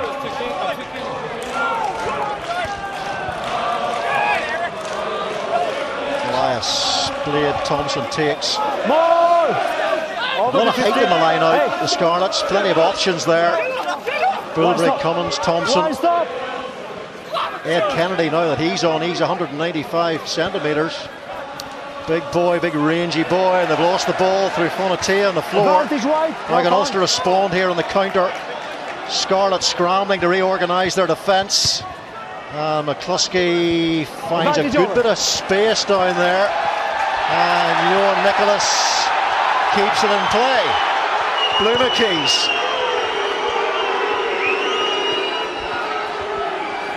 Off goes Gilroy. Trying to step around Fonatia. Henry Spate put under a bit of pressure from that pass there, does well. Again, a lot of Ulsters attacking from deep in their own half. Oh, collision, Blumenkeys. Nobody called for it. Nobody called for it. You could see it happening. Gareth Davis, I think it's Davis in the collision. And the referee blows the whistle straight away. The big contestable in the middle of the pitch, I think, is a risky play. I think, and even McCluskey's kick was very good now, but that's a risky kick as well. That needs to be really accurate, and it was. So he backed himself and it came off, but he had Nick Timoney in the wing here. So if that goes to hand to Scarlets winger, then I think Ulster might be under a bit of pressure. That big high ball in the middle of the pitch, I think, just isn't quite as streetwise as we'd seen in the first half. It's a little bit naive. It's always a difficult one, isn't it? Rule of thumb, would you say the guy coming forward, should have the advantage because DAZN, but clearly no communication there. So penalty against Red, just outside the 22. Sounding like the referee's seen a penalty here, Robert. Yeah, talking to his assistant, Marius Maitreya. Captain! He's going to speak to James Davis, who is the new captain. There was a flag by the assistant referee about a high tackle outside the 22. But what number was Andrea?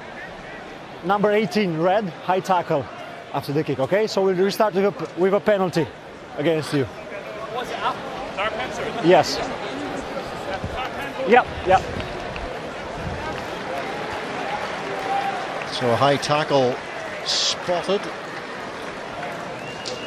on Henry Spate. Oh, he's lucky there. That's Kennedy, I think, the replacement. Oh, it is. Ed Kennedy can indeed. Well, the referee, I think, has seen that on the big screen, and this may need further examination. The rugby collision, I'm going to put that up on the screen, okay? Okay, I'm hearing you really low. Can you speak? Make sure you speak louder. Okay, I'm going to put that up on the screen for you now, Marius. Yeah. Comment.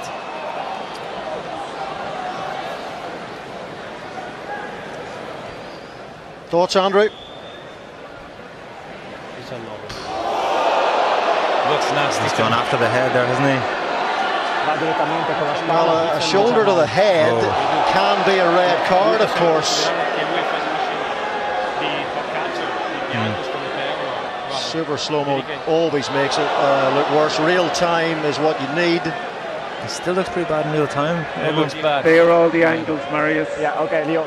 Can we take into consideration the fact that the white player was being tackled and on his way down, and therefore the contact was high, or he's never going down, he's always up? Can you confirm that? Okay. It's a long way down, to be fair, from Henry. We're just going to show it to you one more time, okay? Yeah. Of course, Ed Kennedy, as I said, he's 195 centimetres. He's a very tall. For me, Marius, he never lad, attempts. Ed Kennedy. Okay, so it's Henry Spate definitely, dipping down after the tackle there from Steph Hughes. So he's just putting his Fair play to shoulder. Marius Maitreya. He's taking his time. Correct, Marius. Right. So it's a reckless action and makes direct contact with the head. If you consider the fourth, Marius, I think it's a yellow card. Can you show me that again, please? Sure, no problem. Okay. Leo Colgan pointing out there, have you identified the element of force? Because, of course, force is now part of the equation in these decisions. It's a naive challenge, isn't it? He's gone in high on the previous one. He stayed upright. Yeah, it's nasty. Marius, the force is not excessive. Okay, Leo, so you said the force is not excessive. Yes. So therefore brings it down to a yellow card? Yes, for me it's a yellow card. I don't think Henry Spate would say it's not excessive, would Captain? you? Shoulder to the head, sorry. Okay, it's contact, shoulder to the head. The TMO confirmed it's no force, it's no violence, so it's just a yellow card for that. Yeah. Number 19? Yeah.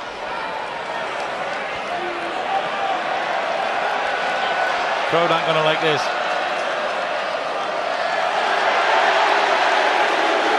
it split them initially, didn't it?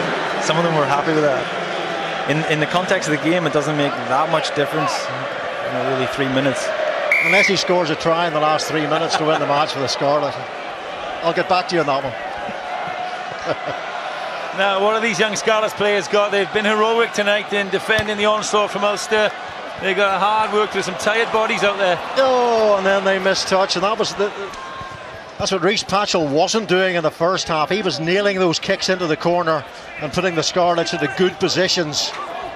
Now Gilroy, wasn't a great pass either from Billy Burns.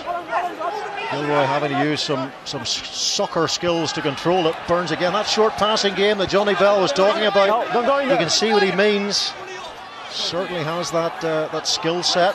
Use it! As identified by the former Ireland and Ulster centre. Blue McKees climbs high, good spring. Scored a try for the Cheetahs against the Scarlets last season in the qualifier, and the Scarlets crowd just chanted Clayton is a Scarlet because he'd already signed for them by then, didn't care. Over about 40 points clear. Touched. Gareth Davis. Touched, Andrea. Off goes Gilroy. Oh, and he's thrown the ball Play on. straight to your red shirt. Wait. Blue McKees comes in at scrum half. And Steve Cummins now up very hard and fast again as Darren Cave, not for the first time in the game. Great defensive enthusiasm from the Irish international. Gareth Davis. Now Cooney. Surely some space will open up now. It's been exhausting defensively for both sides. Notably, it suggests for the Scarlets they've made a lot of tackles. Here's Billy Burns into space.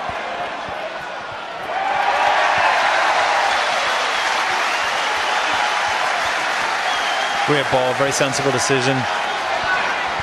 They're away quickly here, and here's Blue McKees, tremendous pace. Ulster did well to get numbers back. Wrestling for the ball, it's Adam McBurney on the floor, and he's given away a penalty.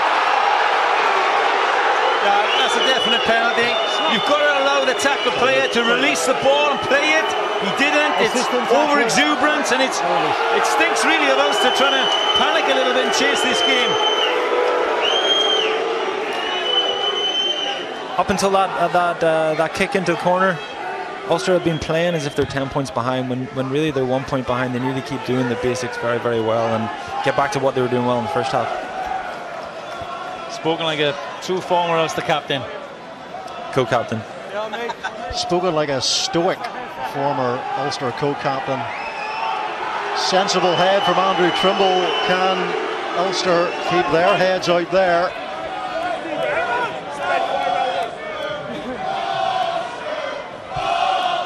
Elias and Bullbring does well to grapple the ball away from the feverish Ulster attempts to recover the line-out ball. So much experience at 9 now through Gareth Davis. 11 tries for Wales and 33 internationals. That's some return. Gareth Davis to Blade Thompson. Big shift from Thompson today. The ball is available. Don't go in there. Scarlets will be quite happy with where they are right now. One more penalty would be big for them. Werner Creer with a big carry. Former Super Rugby and Currie Cup winner with the Bulls. Samson Lee currently out injured as had a plate inserted in his cheek, so he'll not be back that quickly, you wouldn't think. And has McBurney done the right thing this time? He has. He got it right. There's Mike.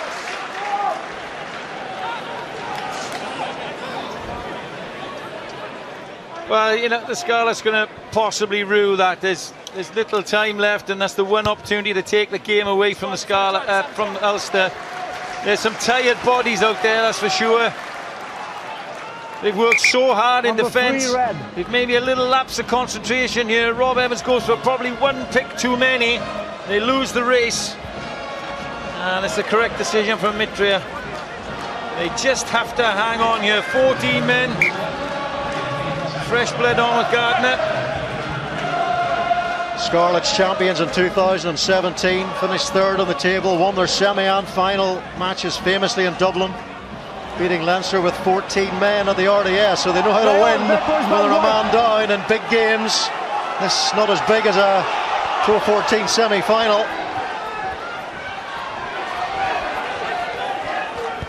Doing the right things at the moment. Steph Hughes with the carry.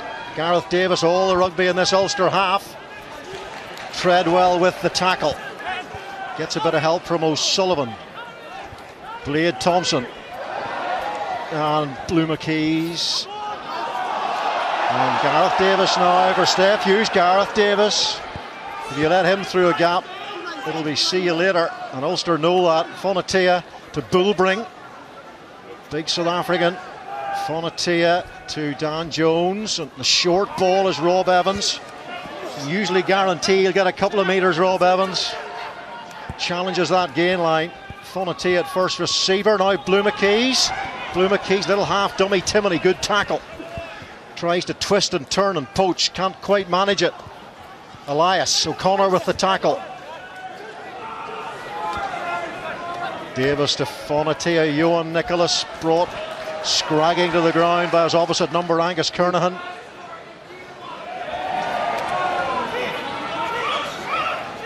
Elias, good clear out. Gareth Davis, Rob Evans, the tremendously athletic, mobile and dynamic loose head. Gareth Davis, and now the carry from Dan Davis, the youngster. Use it! Man who's been likened to Justin Tipperick in style, Dan Davis. Big future, they tell me. Evans, and here it is. Davis once more. A lot of ball retention from the Scarlets. Suits them nicely, then they give it away. Dan Jones with the error. Kernigan, can he get away? Angus Kernigan, he's close to getting away. Blue McKees tracks him. Here's Gilroy. Space on this left-hand side. Billy Burns, Chris Henry, good hands. Darren Cave to Spate. Not quite sure how they got the ball to the wing, but they did. Off goes Henry Spate. Where's the support? Ulster need a hard, fast, legal clear out.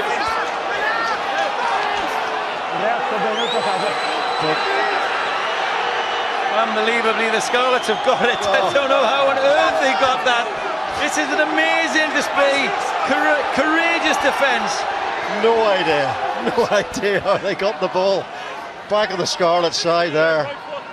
You have to admire them. You know, their back's been up against the wall. They've lost the ball high in the field. And well, they're now down to 13 men because they've got a player down injured. It looks reasonably serious too. So can Ulster take advantage of that? Big overlap here. Huge overlap. Here's McCluskey. Oh, McCluskey inside for Sean Reedy. Has he somehow kept that off the ground? He has. Here's Cooney. Treadwell. Still down to 13 men, the Scarlets. Man being treated far side. Remember, Kennedy's on a yellow card. Here's McCluskey. Nick Timony.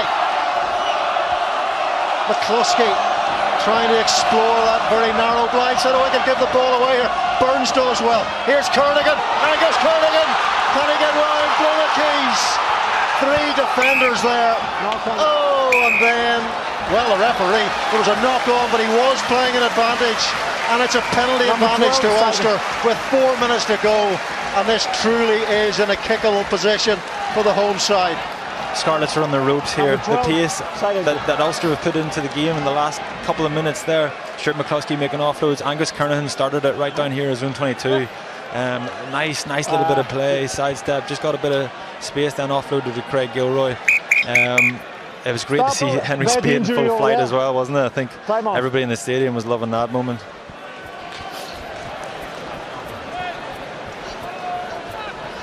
Angus Kernigan's looked really lively since he came on. Munster hammering the Cheetahs, by the way. 38-0, the latest score. Should we let him to the ground? On Premier Sport 2. Henry Spate, great run by him. We've seen some flashes of Spate at his best today. Kernigan's footwork, excellent.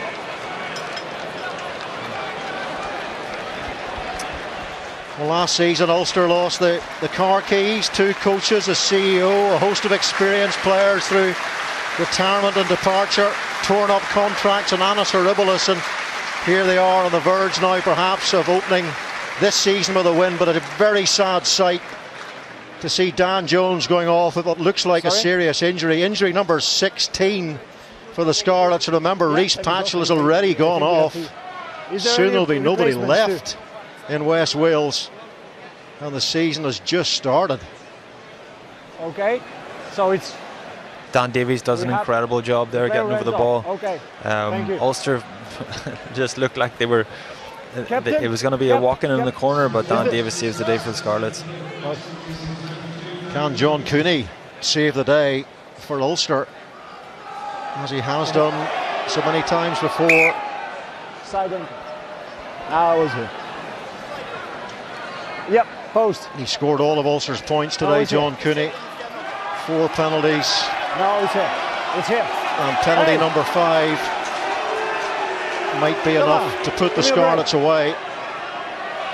It's in there. This the most difficult kick of his set today, John Cooney. So a little bit of early season pressure.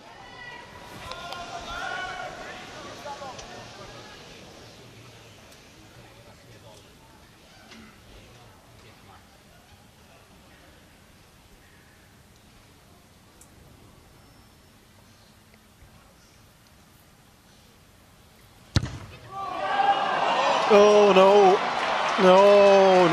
Ulster hoping that John Cooney would be their man, but not on this occasion. And soon Ed Kennedy will be back on the field, and the Scarlets will be up to 15 players. How left for the yellow, Stu? Let's go. Play on, let's play on. Haven't got a recognised 10 now, they've lost 2.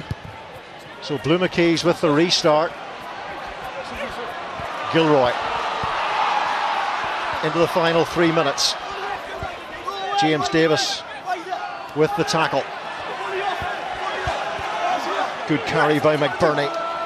Wrestling that extra inch or 2. Burns to Treadwell. Nice pass, good carry by Treadwell. Again, got to clear out quickly. Burns on the inside for Henry Spate. 3 tacklers. Scarlet's fitness levels are exceptional in this game. Burns driven back hard. Steph Hughes it was.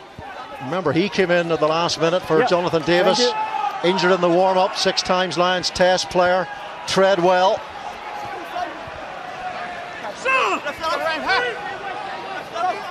Over 130 tackles now the Scarlets have made to Ulster's 83. McCluskey to Cave. Minute and a half to go through the phases. Ulster but a long way from this Scarlets line. They have been so pugnacious defensively. Ulster have not been able to break them down. Now Ross Kane is through. Taken out early. And was an Ulster player hauled back off the ball there. John Cooney maybe by the collar. And the referee Marius Maitreya is getting advice from above. I have a flag. Metti fuori la banderina. Or the side. Numero 9, vieni preso senza fallo. Okay, we'll check that. Leo? From here, it looked as if it might have been John Cooney, just caught around the collar of the shirt. Okay, having a look now. Yeah, having a look now.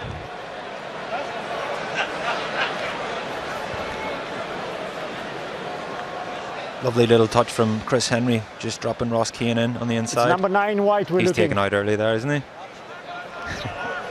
Well, that's what they're looking at. Superb angle from Ross Kane.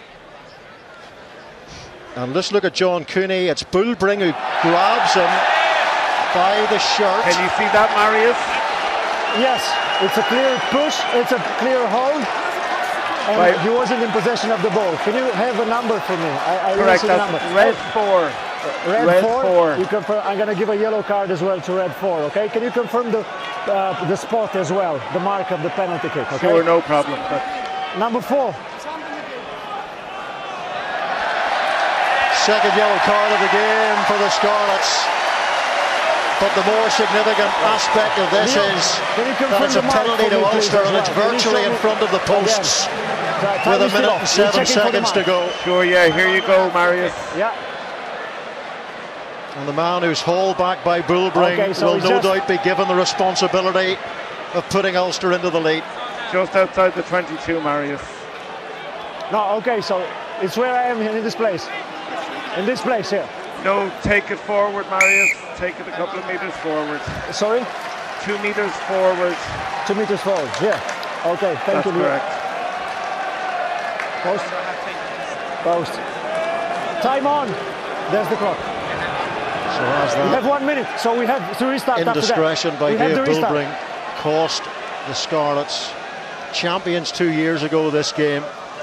Ulster, who haven't won a trophy since 2006, looking to get off to a winning start here in Belfast. The refs just after saying this isn't the last place, so regardless we're gonna get a good finish here.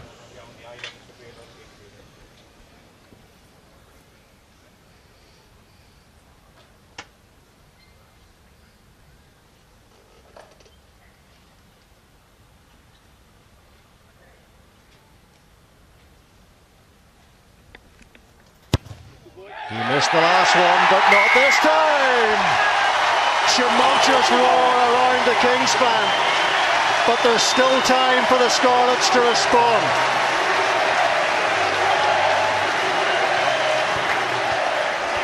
Blue McKee's with a hanging kick.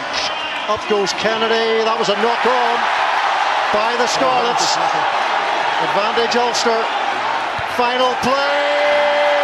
Marius McTrae checks his watch and blows his whistle, and Ulster have salvaged their victory here at the Kingspan thanks to that man John Cooney. How many times last season was he the salvation, and he does it again on day one.